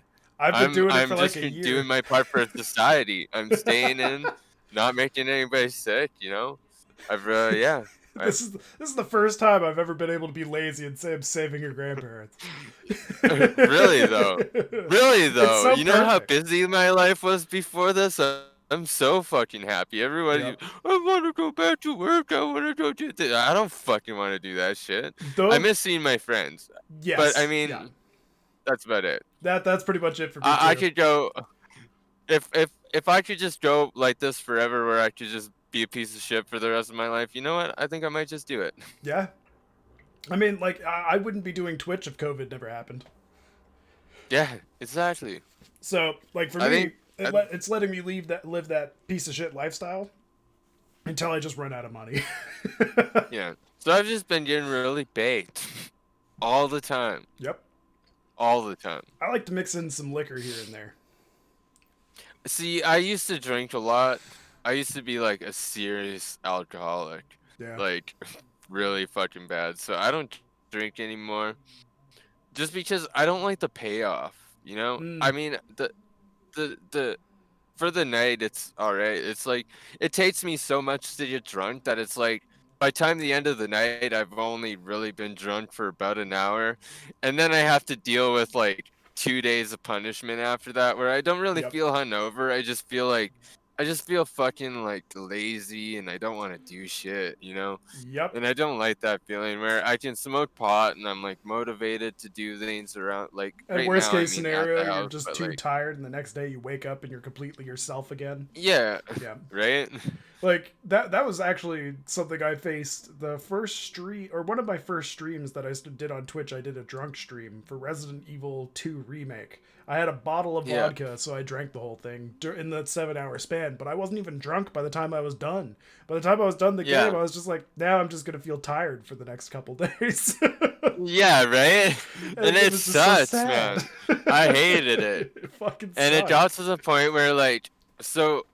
I quickly realized that was the case, so I just drink as much as I possibly could.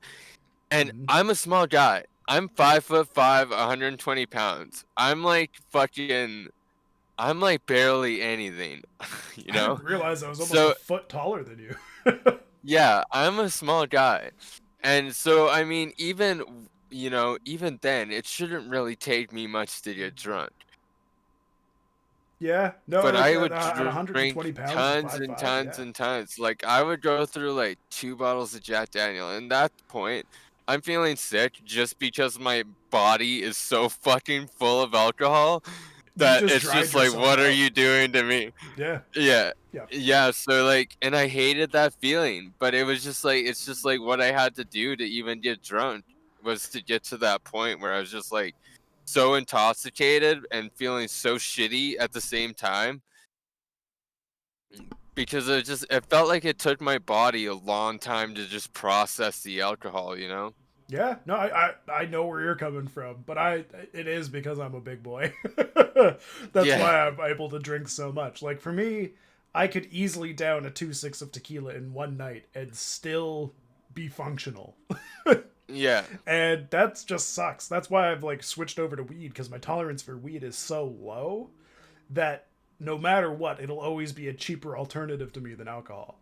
But I will still Yeah. drink like every so often. I won't have like a drunk podcast, or maybe I will. I don't know. But I won't ever have like a week where I'm drinking every day. But I will smoke Yeah. weed every day, and that's because the next day Yeah. I wake up and I'm like, I'm all rested. I had a good night's sleep. My muscles aren't sore from working out. But if I drink, then I wake up the next day, I'm just sore from drinking, and then I'm just like, I just tired. I'll like pale. I don't even want to eat food. It's like you're sick, Yeah. but you don't have any of the Yeah. symptoms. I think for the most part I just got bored of it. Yeah, that could be it Because it too. was something that I was doing every single day, and it was Mm, mostly just because I could, you yeah. know? No, I you're could you're go preaching to the to the choir. bar and I could blow $200 a night, like, and it was no fucking big deal, you Yep, know? you're preaching to that And choir. and that was a problem with me. Like I've always been like ever since like I got out of high school, you know, I've really, I've been pretty successful with myself, you know? Mm, And there was a time where when, I was with my significant other where we were both bringing in a lot of money. Like right. I was a makeup artist and Yep. I was getting when I was started out, I was getting like 2, 3 clients a day. By time before COVID started, I was getting like 10, 12 clients a day. And I was making anywhere from 100 to $500 off of every one of those clients in a Damn. day. Damn. So, I was making a good amount of money and I was doing really good for myself, but the drinking was like pulling me back so far because I was only doing it because I could. I mean, there Yeah. was really no other reason. I would go out even when none of my friends were going out just because it's like, oh, I can go drink, so I'm just gonna go fucking do that. Yeah. So let's backtrack to you saying that you were a makeup artist. So what kind of makeup artist were you? Were you like drag, wedding, just every day, all of the above, acting? All of the above. I never did drag makeup. Have you ever I wanted to? drag never really was my style. I've never really been into that clique. Because it's very over Um, the top. it is, Yeah. and it's very popular amongst most of the gay community, but Yeah. I'm just not. You know, No, fair enough. I've just never appealed to me. I really like I just really like making people look good. I like making people feel good about themselves. And Right. that's kind of what made me get into makeup for myself is I could, you know, I could express my creativity and I could do all this cool stuff with my face and it was just another way to express myself, you know? And I found once I realized like it was pretty early on that I like caught on to it, you know? As soon Mm. as I picked up it for the first time, I was already pretty good at it. It just kind of came naturally to me. And within like 6 months of the first time I ever tried makeup, I was working as a part-time makeup artist for Mac, Right. which is just like basically walk-ins. People walk in.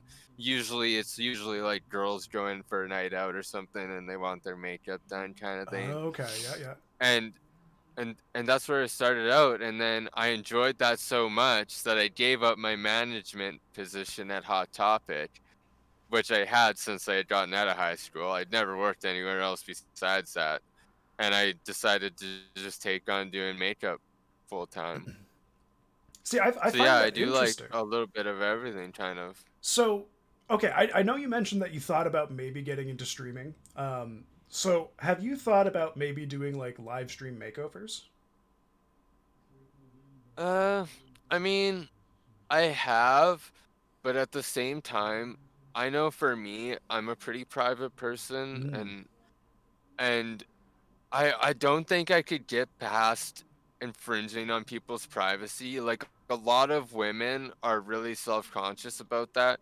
Like a lot of girls, you don't see them out in public without makeup on. Right. And I think there's a lot of, you know, I think there's a common misconception that girls put on makeup to impress other men No, and it's for look hot themselves. for men. And that's not the case It's at always for all. yourself. It's for themselves and for, if anything, it's for other women too, Mm. because if they don't do it, women are really judgmental. Hmm.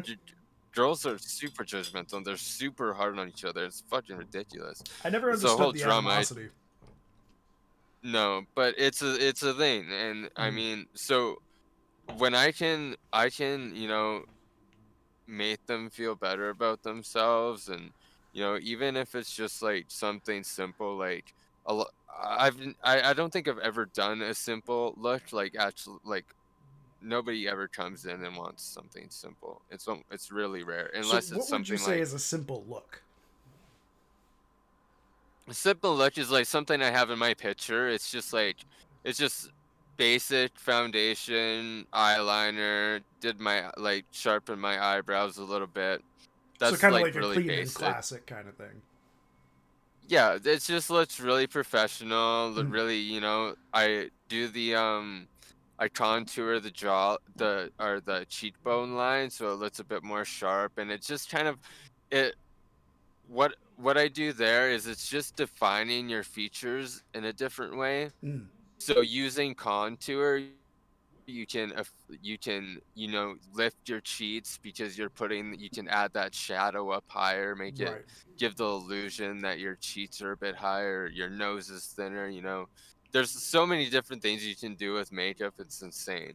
And that's why I love it because there's you know you I can put on makeup and I can look like one person one day and the next day I could be something completely different. Like I never have to have the same look on ever. I've noticed that a lot with some YouTubers that do like costume style of makeup, where they're all of a sudden Yeah. just like a plain white girl, but then after a half-hour time lapse, they're Johnny Depp as Jack Sparrow. It's like, oh, Yeah. wow, okay, what a transition. Yeah, see that's like SFX makeup and stuff. Mm. I don't I mean mine's more of like things you would wear out in public Oh, and right, I mean I right. watch a lot of Glam and Gore which does like the SFX makeup too. Mm. And she does it for the same reasons. Like I think a lot of us share that people that are into makeup. We all kind of share that where we like the fact that we can just be creative with it and Yeah, express ourselves in so many different ways.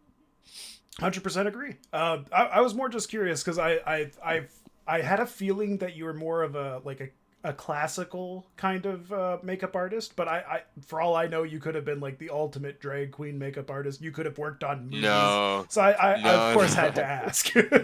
Yeah.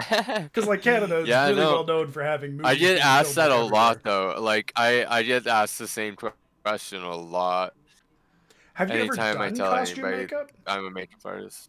No, I have thought about doing it for myself, but I don't know if I love my job enough to do it for anybody else because it takes Right. a lot of time. No, understandable. So, like, You know? let's say, for instance, you were to do it for yourself, though. What would you say your dream costume look would be? I think it would have to be something that doesn't exist. And it'd be Ooh, definitely original. something horror. Oh, okay. Yeah. I'm I already don't digging this. uh, I don't like I like it was the same thing like I mean getting off topic a bit, my Yeah, go music. for it. When me and my band were together, Mhm. we never did a cover of any song ever. And it hurt us in a lot of ways, but it benefited us in a lot of ways because everybody anytime we got on a stage at any bar, everyone was hearing something they never heard before. True. The And that originality really makes a appeals difference. to me, and it's the same thing with doing my makeup. I don't wanna do what everybody else is doing, and I don't wanna copy anybody else. I kinda just wanna do my own thing and you know? I mean, that just So I makes think sense. if I was to do SFX, it'd be, like, something that I probably had planned for, like, 6 months and thought about a lot because, yeah, I really get passionate when I get creative and stuff like that. I'm really passionate about that stuff. No, no, I completely get it. Like, Yeah. Maximum Underdrive is a great example of that. They do what we do as streamers, but they added an extra layer to it that made it more original. Like, I don't know if Evan Yeah. and Clyde are here, but they did a great job taking something that everybody does and just making it their own. Like for me, for Yeah. instance, I'm actually quite envious of them, really, because they took that time to really flesh out an idea and they put the effort into it to actually put that idea into fruition. And the funny thing is, them doing that made it so that I'm actually feeling more motivation in trying to do something a little bit more unique for myself. Not necessarily Yeah. copying exactly what they do. I mean, like, look at my podcast. This is the least futuristic thing in the world. I'm behind a plywood box that says "cunt" with a dead body and a headless Yeah. man with horror people in the in the window. But it's my own brand of fucked up sense of humor that really changes it to to be mine. Whereas Yeah. that's kind of where I think you're coming from. You want your makeup to be yours, and Yeah. I see that with Evan and Clyde, with Maximum Underdrive. They took something that I guess technically Doc started that entire RP style Yeah. of streaming, and they really turned it into their own. And I might as well do this since Osmodius just brought up something. So this, get ready to clip it, somebody. You ready? Maximum Underdrive is the greatest stream in the galaxy. If you're not tuning into it, you're clearly retarded. I hope they keep that last part in. I don't think they will. Yeah. I don't think they will. But Probably. I mean, maybe. This is I gave enough of a I mean, pause where they can cut it if they you need wouldn't to. know if you didn't say it. So you Yeah, had to say it, I know right? exactly. Yeah. But I gave them enough of a pause where they can cut that out and they can put that other Yeah, lady yeah, going "oh" again. yeah. I I love would have that made clip. them work for it. I mean, they've been. I think they've accidentally tried asking me like 5 different times if I could do it, but then whenever Yeah. I'm streaming, they're at work, and whenever they're streaming, I'm editing. So I never really had a chance to like actually say it.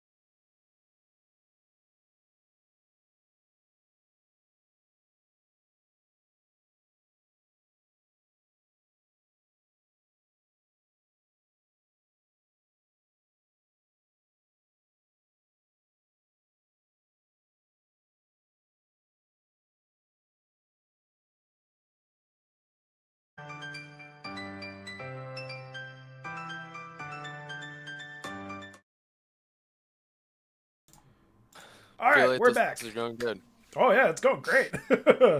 um, actually, back to what we were talking about before, like with like the maximum underdrive slowly like motivating me to do more work.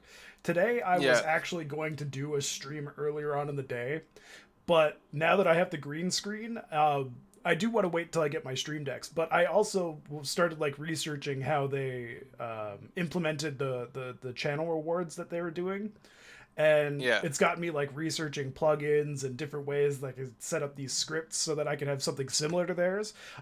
That being said, I am stealing the more you know thing. I mean, everybody uses that one, but I'm not going to steal everything else they do. But the more you Yeah. know thing, I have to keep. I say so many things I that are mean, just the more you it's know a good worthy. one. It's a really good one. It's so good. But then I'm also going to just work on things that are not necessarily for like channel points, because there's one that I want to make. You remember the Darude Sandstorm with the recorder, like the really poorly played recorder? Yeah, yeah, yeah. So I want to do that. Which is every recorder. Every recorder is a poorly played recorder. Let's be honest. But you know what I mean, like the extra bad. Yeah. I'm just saying. You're In not case wrong. there's But anybody that's passionate about the recorder, you suck, and you should have chosen a different find instrument. something else to do. But essentially, what I want to do is I want to take the green screen and I want to make it look like I'm playing the recorder with my butthole.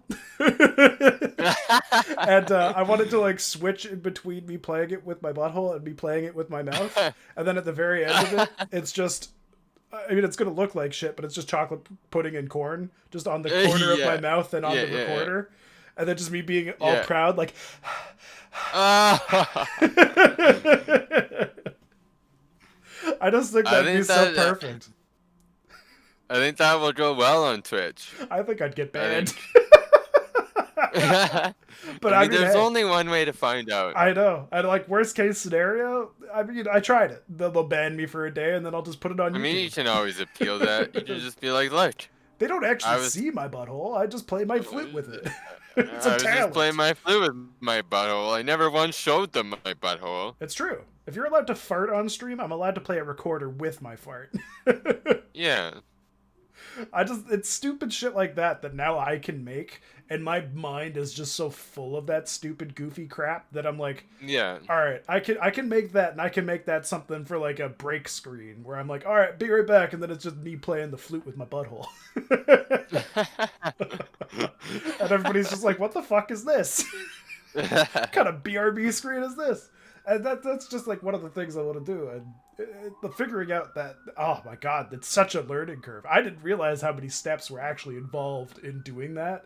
So Yeah. it's gonna take a lot of work for me to actually do that shit. So it gives me a whole lot of appreciation for what Clyde and Evan were doing over there. Oh, for sure. And it definitely shows you how much passion they have for it. And I mean, they've got so much passion, it's rubbing off on me and making me feel more passionate. So I mean, that's Yeah. saying something. That's Their always good. creativity's inspiring mine. Yeah.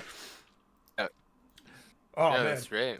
I think we should get like a group of you guys together. That'd be great. Just for like the podcast, have I you, think that'd be Clyde, great. Evan, Yeah. Oz. We could throw in Arcade if she Oh, heck wanted to be yeah. in on it. Oh, heck yeah. That'd be like the perfect, like, Joe Rogan Smashdown. I could make Just the- fucking- I can make the horror people in the back also guests. I'll just put their faces Yeah. over them. Yeah, that'd be perfect. Oh, it'd be fantastic. Evan can be the dead one on the ground because he's always dying. Yeah, there you go. He's got a green screen, so I can put just his head there. Yeah. It worked Perfect. perfectly. So I can have up to 5 guests now. I Yeah. didn't even realize. I can even like, Angel can be the creepy girl in the window. yeah. Yeah. Clyde Oz- can be the Oz- one just menacingly staring at us. Yeah. Yeah. Yeah, doing nothing as usual. Clyde, do something. And then we can have Oz just casually sitting next to you. Yeah. In his crossed arms position. Yeah. I kind of like how, like, I accidentally put the people in a place where it actually looks like they're sitting on the bag. Like, the wrinkles on the dude with the blue pants on the left, it actually looks like there's a butt indentation on the garbage bag. And I don't know how I did that. That's pretty good. I didn't even notice No, it I until just now. honestly thought you just found this pitch, like, except for the dead body. I thought you just found this picture of people sitting on garbage bags, and I'm like, weird. Like, I didn't really look at it all that much. I'm No. just noticing the like feet are not like Yeah, it's they're a all bit just faded. completely done by me. But yeah, at first glance, I was like, I don't know where you found that picture, but I'm impressed. My search history is just filled with the most specific things. Yeah. 2 Russian men People. sitting on trash bags in alley with horror people. Yeah. Yeah. This is when you find out the only thing I didn't have to add was the dead body. Yeah. That'd be the greatest twist. Right. Oh man. Actually, yeah, I didn't even add in this box here with the microphone. It was part of the picture. Actually, the funny thing is this box that is here is actually a Wayfair desk that I put a piece of plywood in front of and just like put the word cunt on. So it's like it's supposed to be like an actually nice desk, but I ironically thought it was trash because I looked up desk made out of trash, and this was the first thing that popped up, and it was a Wayfair thing, and it was like $400. So I was like, you know what? I'm putting this in there because this is fucking funny. Somebody would pay $400. Just gonna slap a piece of plywood in front of it, and we're good to go. That way I don't have to edit in legs because it was completely clear underneath. So I was like, block that off. Yeah. So I found the perfect piece of plywood that somehow managed to be the exact angle of the desk, and away we went. That's perfect. Yeah, it just ended up working Yeah, you out. look like your proportions look like they fit perfectly with that desk. Like you, I didn't come in here. I'm like, oh wow, Ruthless is actually a midget. I'm actually standing behind this desk. I'm Hank Hill's father. I had my shins blown off, and yeah. just comes walking out from behind the desk. Well, here you go, guys. This is me. I just waddle. Vikki came out about being a homo. I'm coming out about being a midget. Now everybody knows. All these years, I wasn't actually 6'4". I was 4'6" this whole time. All these years, I told everybody I was 6'5". I was just a bunch of midgets standing on top of each other. I was never allowed to wear shorts because then it would reveal the truth. One of those really long jackets. The trench coat. Oh, instead of my penis, it's just Vern Troyer's face holding me up. Why does that weird kid always wear that trench coat? Why does he have such a round boner? Why does he keep sneezing? That time in high school that your first girlfriend thought she was rubbing on you, she was just rubbing a midget's head. She was just picking the midget's nose. She thought it was sticking it in my ass. Oh, you got a tight butthole. Meanwhile, he's just like, oh, why are you picking my nose? Oh, God. Fuck. I like how in high school I'm getting a finger stuck up my ass. In this entire analogy, my midget anus. No, it's not your ass though. But she thinks it was it a midget's. That de-escalated quickly? No. What are you talking about? Yeah, I don't know where we went. No, I don't know how we got here. This has pretty much been the whole 2 hours for me. I just like we've been just going from one thing to the next. This is the weird part about my podcast that I've noticed compared to others is a lot of other podcasts have structure and like they have a purpose that they're trying to meet. Mine is just a conversation that we're having, and once it ends, it ends. Yeah. And that's just kind of how I want it to be. Just keep it going. Keep up topics. You got something that pops into your mind, treat this podcast like you're just trying to channel your inner ADHD. Yeah. That's the way I feel see like I'm doing pretty well. Oh, the smart topics of before are gone. Now it's midget dicks and shit-eating recorders. No more science. It was bound to get here at some point. You can still stick a recorder in your ass and talk about science. Let me just be clear about that. I'm surprised we held on for that long. You know, sometimes I gotta let my brain experience some form of intellectualness before I start essentially throwing metaphorical shit at the wall. Yeah. Oh man, it's just funny. That's how I like to be. That's why when you see me in Clyde and Evan's stream, I am as derpy as I can possibly be. I'm basically a shit poster. That's exactly what I am, Yeah, and I channel it to a way where everybody gets to join in on the shit post. They don't have to touch the yeah, shit, but they can witness it from a distance. yeah. It's Yeah, perfect. it's the best way to live. Oh man, if I was born 10 years earlier, I feel like if I was born 10 years earlier, I'd be a super weird creep. I just feel like if I was born in the 80s, I'd be like one of those people that you might consider. Oh, I can't believe I'm saying this because this is gonna just make people think this for the rest of my life. That like if I was born 10 years earlier, I probably would have been a school shooter. If I was born 10, yeah, I probably would have been put in a mental hospital. Yeah, yeah, fair enough. I Like, honestly, if I was born, like, yeah. What if you were born in the 30s? Oof. Could you imagine? oh my god, Could you I imagine could. going through World War II? I could, but I would be fighting in the other side because that's where I was born. I feel like I would have been one of the guys they were like pushing. They would force people out of the trenches, and if you refuse to go, they shoot you in the head. Oh my god. I like how you've held yourself up to such high esteem. You're like, yeah, I'm gonna be that guy who gets shot in the head in the trench. Yeah. You want me to go in there? Hell Oh my no. god. Yeah, like if I think about it, Fuck you, bitch. if I was born in 1920, I would have been 19 when the war started, so I would have been in the war. Yeah. I probably would have defected to America just knowing how my brain works. I would not be that easily brainwashed by a man with such a small mustache. Uh, Yeah. but that's more so me keeping the mentality I have now. If I was born then, I'd probably be like a whole lot dumber.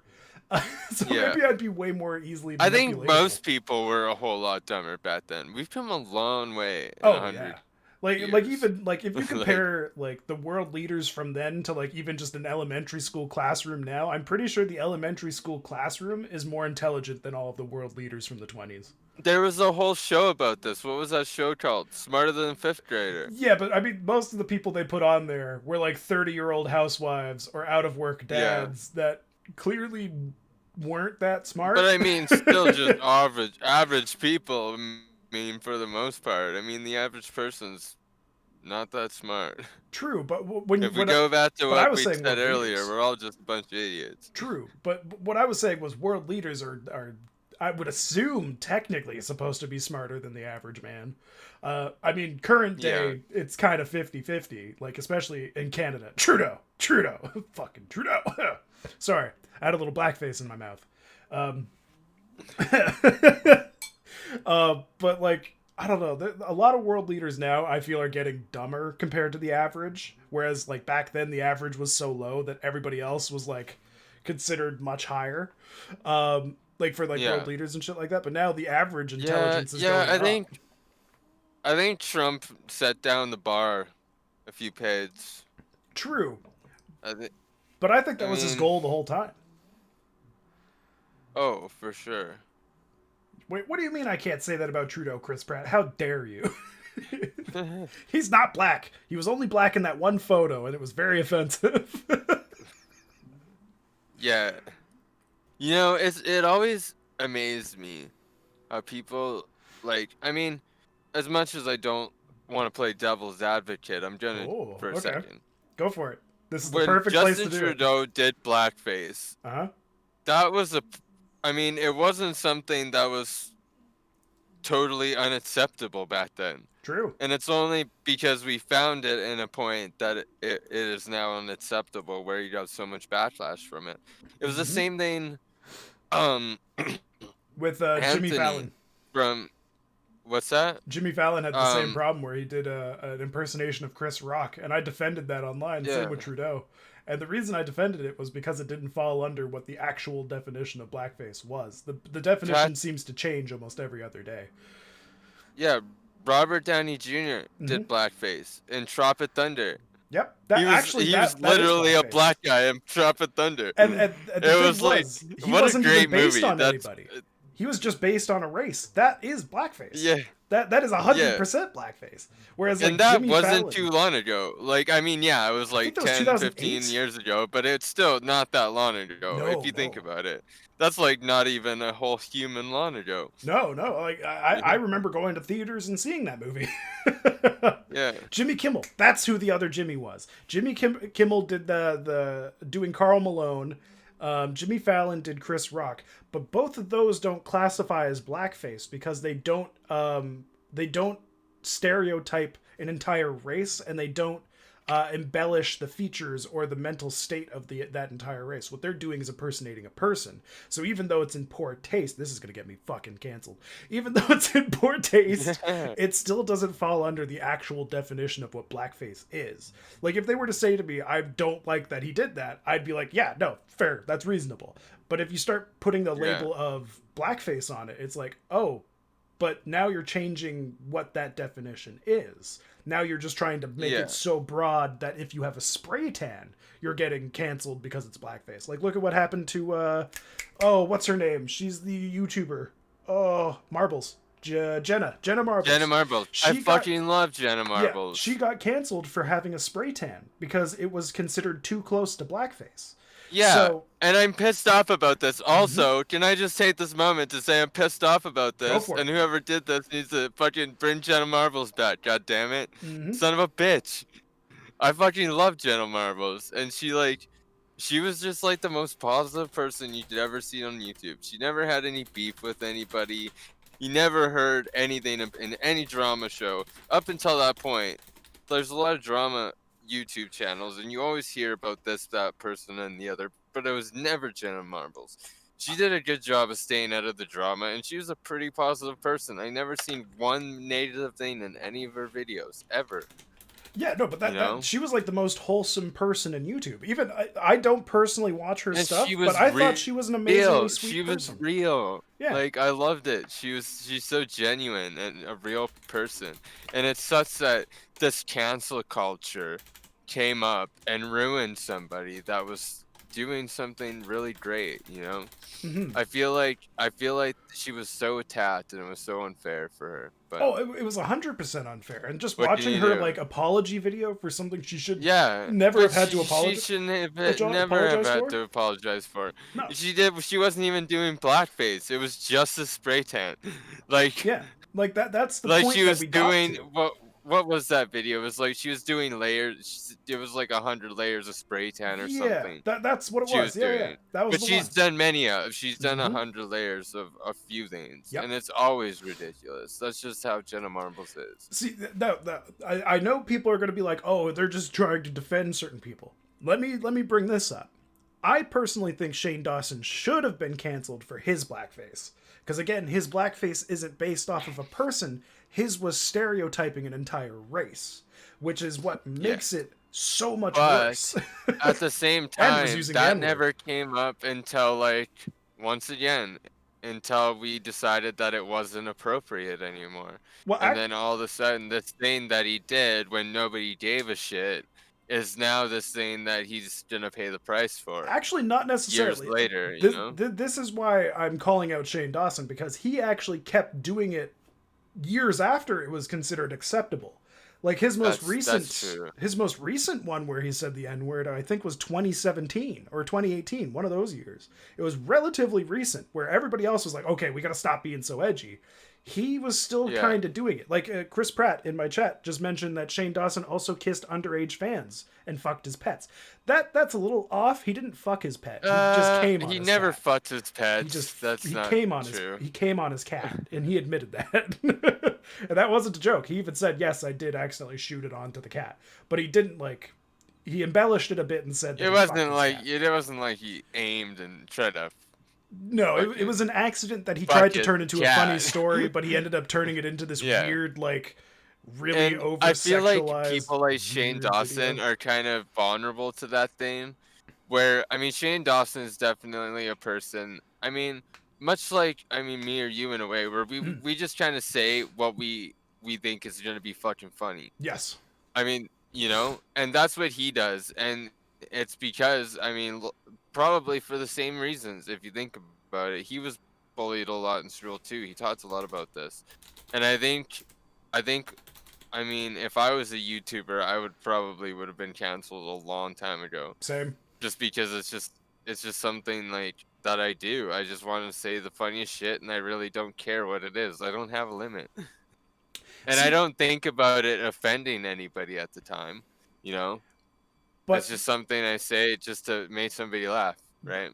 there's a problem though, like with how people would handle it in situations like that. I personally think, like, using us as an example, for me personally, if I were to say a joke that offended somebody, I wouldn't apologize. I wouldn't give two Yeah. shits about trying to apologize, because once you apologize, this is a rule that I remember hearing a comedian say back in the day. Once you apologize, it's no longer a joke. That's when you have to Yeah. that's when you start taking responsibility, and it becomes something bigger than it truly was. So if I Yeah. ever say a joke that offends somebody, I'll go, oops, oh well. I guess I know for next time. But I won't Yeah. ever say, sorry I said that joke, I'm sorry it hurt your feelings. I wouldn't do that, because then it's no Yeah. longer supposed to be a joke. Then it just becomes like an offensive thing I just said. And Yeah. I think with the mentality that I have, or at least that way of thinking about things, I think it'll change the way I would handle like a cancelable moment, to the point where they would just be, oh, he just doesn't care.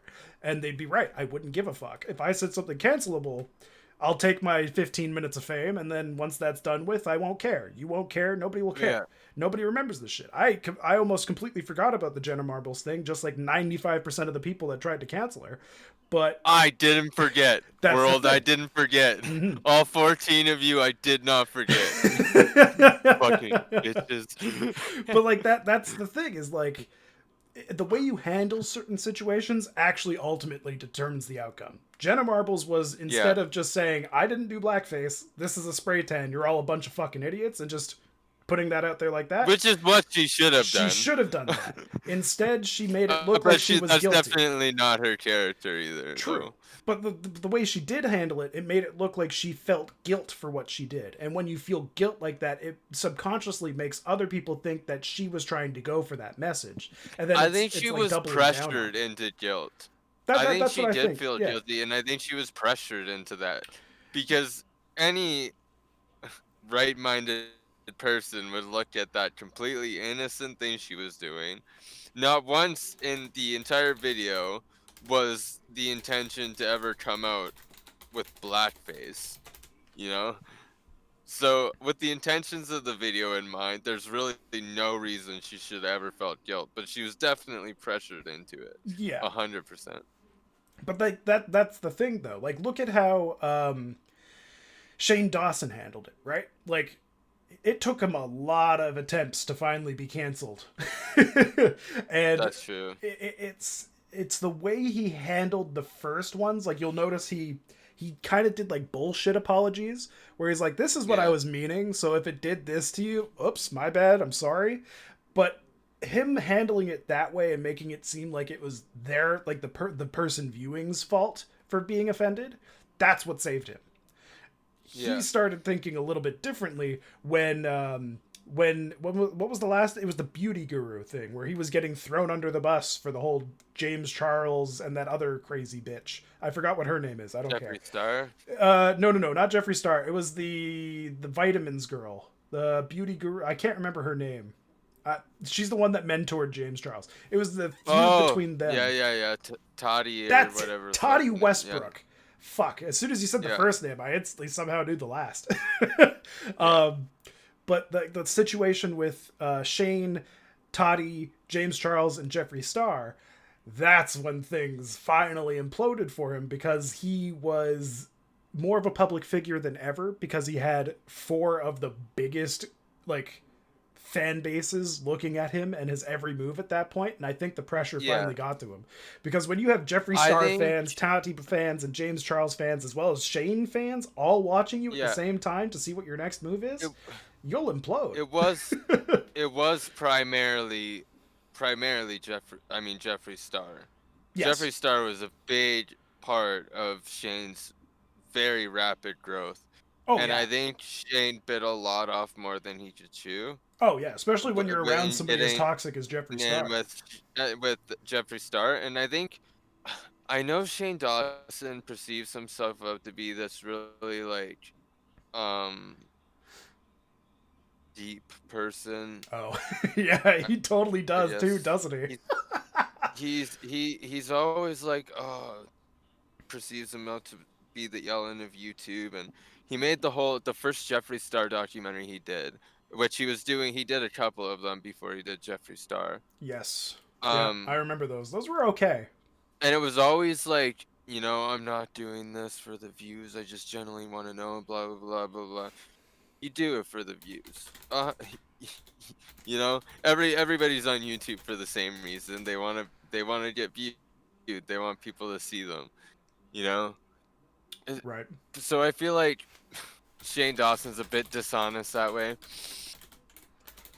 but I I would say do more than a think he bit. had an agenda getting hooked in with Jeffree Star, and I think maybe Jeffree Star might have had him on his finger a little bit too, Oh because yes. Shane Dawson at the same time is an easily like One of the more motivate. recognizable faces on YouTube.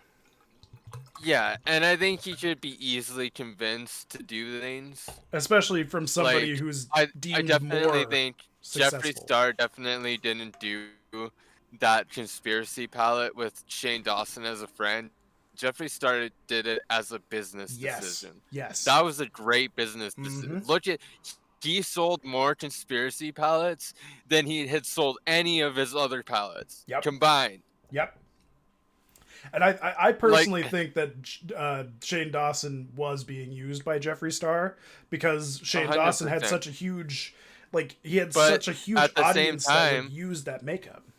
maybe not in as much of a mischievous way. No. He was also using Jeffree Star too, Mm-hmm. because at the same time, oh, I'm getting all this, I'm getting attention from this really cool rich guy, and he's gonna make me really cool and rich. And so at the same Mm-hmm. time, I mean, Shane Dawson was using Jeffree Star and having no clue that he was being used. I like to You know, compare them I to don't like think. Venom and Eddie Brock. Yeah, Yeah, that's it's yeah, like yeah. it's such a perfect symbiosis. Like it wasn't a parasitic relationship; it was definitely symbiotic. But you could tell they both had very monetary reasons for taking this relationship where it's going.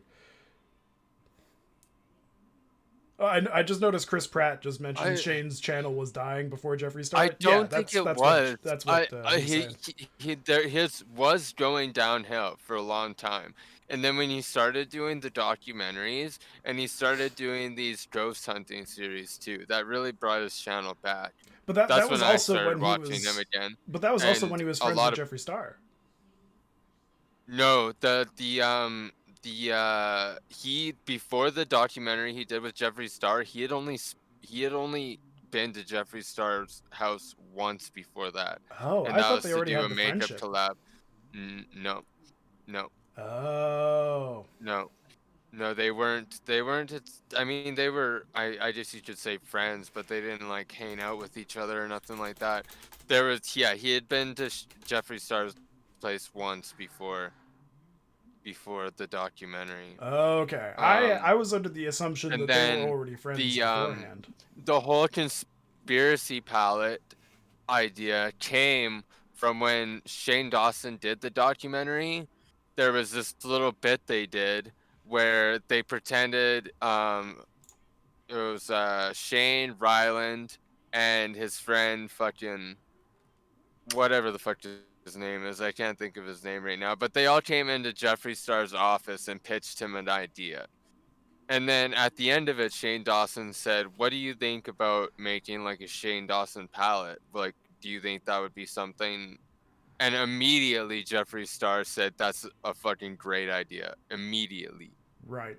And you could see the spark light up in Jeffree Star's eyes, like, I'm gonna make fucking millions off of this idea. Okay. Nobody thought he was actually gonna do it. Like, but the moment I seen the look in his eyes, I'm like, yeah, he's gonna do it for sure, and he's gonna gonna make millions off of it. That timeline makes a whole lot more sense than what I was thinking. Yeah, So that actually yeah. that solves a lot of it. So that's good to know. Yeah, after the documentary, they became like it was like they immediately became best friends. Okay. So like I had it Yeah, completely different. I thought they were friends beforehand. But then again, I also never really no, researched into it. So I just kind yeah. of assumed. But that makes a whole lot more sense. So I guess now that we've kind of talked about two different forms of cancel culture, one more deserved than the other, are you against cancel culture? I guess the same way I would be, where I just don't think it should exist. Like I think people should be critical, but I don't think cancel culture has I think anywhere we're in spending too society. much time on it. I think it doesn't matter as much as we want it to. People want it to matter. I think like going back to like old cartoons and canceling cartoon characters, who gives a shit? That was so long ago. Yeah, We don't even give a fuck about that anymore. That's not even a cartoon that's really even prevalent anymore. Nobody gives a fuck about Bugs Bunny that's anymore. true. I see my little brother and sister watch Bugs Bunny like maybe once. Nobody gives a shit. Like, stop wasting your time on this stuff that just doesn't even matter. You know, that's how I feel about cancel culture. I think there are things that we need to like look at in the future Mhm. for future and be like, okay, this is where we stop this, and going forward, we're not going to do that anymore. But I don't think the word cancel culture is, it's just like, I don't know, I just don't think we need to be setting our priorities on this shit. You know, I think there's so many other things we could be worried about other than shit that happened you know, last year or 10 years ago or 20 years ago, you know? Yeah, like I Osmodes made a feel good like point that like it's no longer about educating somebody on the mistakes that they've made. It's about completely destroying somebody's life because they did a mistake. But the funny yeah. thing is, I don't even think it's about that anymore. I think the people that are doing cancel culture are just feel so powerless in their day to day life that they just use movements like these to try to feel some semblance of power because they have no control and they have nothing that's even like good in their lives. So the one thing that they can benefit from is trying to ruin somebody else's. And that's honestly where I think it stands. Is everybody who's an advocate for cancel culture is just a cunt. They're just a cunt that has nothing to look forward Yeah. to in their lives, and they just want to ruin everybody else's life so that everybody feels as shitty as they do. Yeah, like Osmodeus says, when you can't build somebody up, or when you can't build yourself up, tear somebody else down. Yeah. Yeah. Exactly. Yes, Timothy, that is why I wrote cunt on the table. Yeah. Oh, God. Nice. But yeah, it's That's I don't know. funny. Cancel. I just wanted to bring that. I don't want to spend a lot of time on that. I just figured since we talked about Jenna Marbles and Shane Dawson, I might as well ask Yeah. the age old question of where we stand on it. Yeah, yeah. Man, I miss the golden age of YouTube. Like that was Right? such a good time. So much innocence, even though like a lot of it It wasn't was as so much innocent. better when it was just full of offensive shit, though. Let's be honest. Yeah, I it's mean, true. It really is. I still go back and I watch some of the videos I watched like 10 years ago, 15 years ago. I'm like, Mm-hmm. man, this is the good shit." Like, remember what was that? What was that fucking llamas in hats? Oh Man, my God, I remember that. you'd never get away with that on YouTube now. No, Fuck no. no. Uh, One thing that I've found interesting, like especially with like YouTube now, is the channels that you like used to watch. You can go back and see their old stuff and live in that nostalgia, but because they've existed for so long, you can actually visibly watch their decline. You can Yeah. physically watch how they went from being your favorite YouTuber to selling out or to changing the Yeah. formula or to anything like that. Like Funhouse is a great representation for that for me, because before they were Funhouse, they worked at Machinima as Inside Gaming, and they Yeah. were a rowdy bunch of friends that just made sex jokes and dick jokes and fart jokes and like the Yeah. lowest common denominator. It's like my sense of humor. So I was like, oh, I relate to these guys. And then Machinima fucked them over. So of course they went and made Funhouse. And I was like, oh Yeah. sweet, I get to be part of their brand growth. So I remember watching their videos like almost religiously. Like every day I would watch their videos because they were brand new. They were always a banger. They were super funny. Then the controversies Yeah. happened. Back in 2020, October, fucking Ryan Haywood, the pedo, and Adam Kovic, the pervert, both fucked up the reputations of that company so bad that it immediately halted the growth of both channels. And then it was just a steady Yeah. decline. And then the people that own it now, I think is Full Screen or some shit, they went over the top with making it so PC culture in those channels that they went from getting 30 million views a month down to less than 5 now. And the reason for that is they are pandering. Everybody knows they're Yeah. pandering. Everybody in the comments are like, "Man, new Funhouse isn't fun anymore. The old one was way funner because you got to say things that you just can't now because of your corporate overlords." And everybody, there's of course people in the comments that are like, "Oh, that's okay. Just ignore the people just wishing that the past was back to the way it was again." It's like, no, you can't ignore that. That's a legit criticism. People are telling you that you shouldn't be as politically correct as you are. You built a fan base off being assholes. You didn't build a fan base off of being, oh, let's bring people in and let's just make it as politically correct as possible. We need to have a black guy. We need to have a transgendered person. We need to have somebody that Yeah. identifies as non-binary. They're going out of their way to find everybody they can to make it less Yeah. of a cohesive Because feel and everybody more of a wants to corporate be feel. included. Yeah, yeah. Let's include everybody so they can't be mad at us. Yeah, exactly. But like that's the thing is there's a very vocal small group of people that are the ones that want everybody to be included and feelings to never be hurt and shit like that. And it's Yeah. always because of how loud that small group is that everything changes for the majority. Like, I'm pretty sure if I were to put a poll on YouTube and I could ask every single person on YouTube if they would prefer YouTube back in 2012 compared to now, 98% would say, let's go back to the 2012 YouTube where you could actually make money Yeah. for being an asshole. And the 2% are going Yeah. to be those fucking feminazis that have a short hair and a bigger belly than mine and are just pissed off that they can't get laid, so they have to ruin everything good for everybody else. Sorry, Karen, sit down. Nobody cares about your opinion. You're not seeing the manager. Yeah. So, Shut like, up, Karen. exactly. Like, for me, I know there's a huge market for people that are offensive.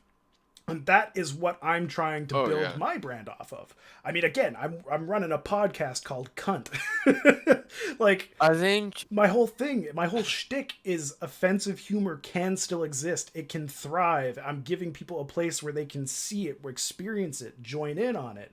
Because everywhere else I seem to see like anybody having some sort of semblance of being offensive, it's always like got asterisks upon asterisks where you can't do certain things because it might get me banned. Like I have that problem with Twitch, but on YouTube I'll say whatever the fuck I want. If they demonetize me, I don't care. I'm not making shit off that anyway. Right? Oh, I like how Jimothy finally understood the acronym. God damn it. But like that's the thing for me. Like there is that market. I want to capitalize on it. I want people to get thicker skin. I don't want them to constantly feel like if you make a joke, you're going to get stabbed on the street, even if it's not physically, metaphorically fucked over then. It does not belong. Like having to be so censored, it's the same thing as like the Nazis would do. Having this much censorship in the world is akin to being a Nazi. And if you support the censorship, I'm sorry, but you're a Nazi. And you're a cunt. And not the same kind of cunt that I am. You're an actual cunt. You censorship loving cunt. I hope there's someday, like 20 years from now, somebody's gonna get that. They'll be like, we have to cancel this man, and I'm already dead from an overdose. Oh, They'll man. come. They always find you. They'll always find a way. I used to stream on Facebook to do my makeup and stuff, and it's kind of just a way to market myself. Clever. And just locally, just, I mean, as far as like worldwide, like that shit's never gonna get me anywhere. That'd be really hard You to know? just constantly fly across the world to do makeup. Yeah. Yeah, so I just did it locally, but Mhm. so never made any money off the streams. The only thing I made money off of is the clients that I got. Right. So I played copyrighted music, I Mhm. played whatever. And I mean, there's still videos like from like 4 years ago that I still get notifications. Warner Brothers has Yep. copyright striked your video for so and so music. And I'll look at it and think, that was probably something from like last week or something. And I go on and it's like video from like 4 years ago. I'm like, what the fuck? Like they finally found me.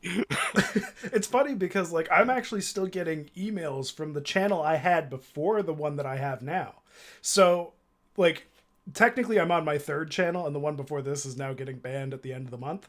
But I had a channel before that that was like my test channel and it's finally getting people trying to claim it. It's funny how long it takes. I know. And it's like for any other thing like they're faster reacting for like new shit. I don't think they go for the old shit nearly as quickly. I think as soon as the AI is bored and has gone through quote unquote, because clearly it doesn't actually look for anything, Yeah, once it's gone through everything it just goes back to the old shit and just starts going through that. yeah. Oh man, well that was quite the podcast. Yeah, I think that was great. Two I and a think that's half a good hours place to of end off. hell yeah. But yeah, no, It that was is fucking great to have great. you on here. Yeah, thanks for having me. I always try to tell people to just have a conversation. It works out great. Just find it funny. Like I always try to like prepare a little bit, but I never actually talk about what I prepare. It just kind of just turns into Yeah. this. So I guess I'm a natural, and everybody else that's joined me has been naturals as well. So if you ever want to be on the podcast, the people who are watching, if you ever want to be on it again, Vikki, by all means, just let me know. Yeah, for sure. I love doing this. It's fun. I don't have to play video games and talk. I get to just have a conversation. So it's Yeah. my bread and butter. Heck yeah. That's great. You want to be on the podcast next Awesome. time, Chris Pratt? By all means, just let me know. But yeah, no, that was a blast. I'm glad you could be a part of it.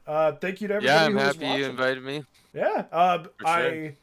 once you eventually decide if you want to start streaming, come on the podcast again. We will drop your links so that way at least Heck people will know yeah. where to find you. Sounds good. Awesome. Well, thank you all so much for being a part of this. Have yourselves a great night. Love y'all.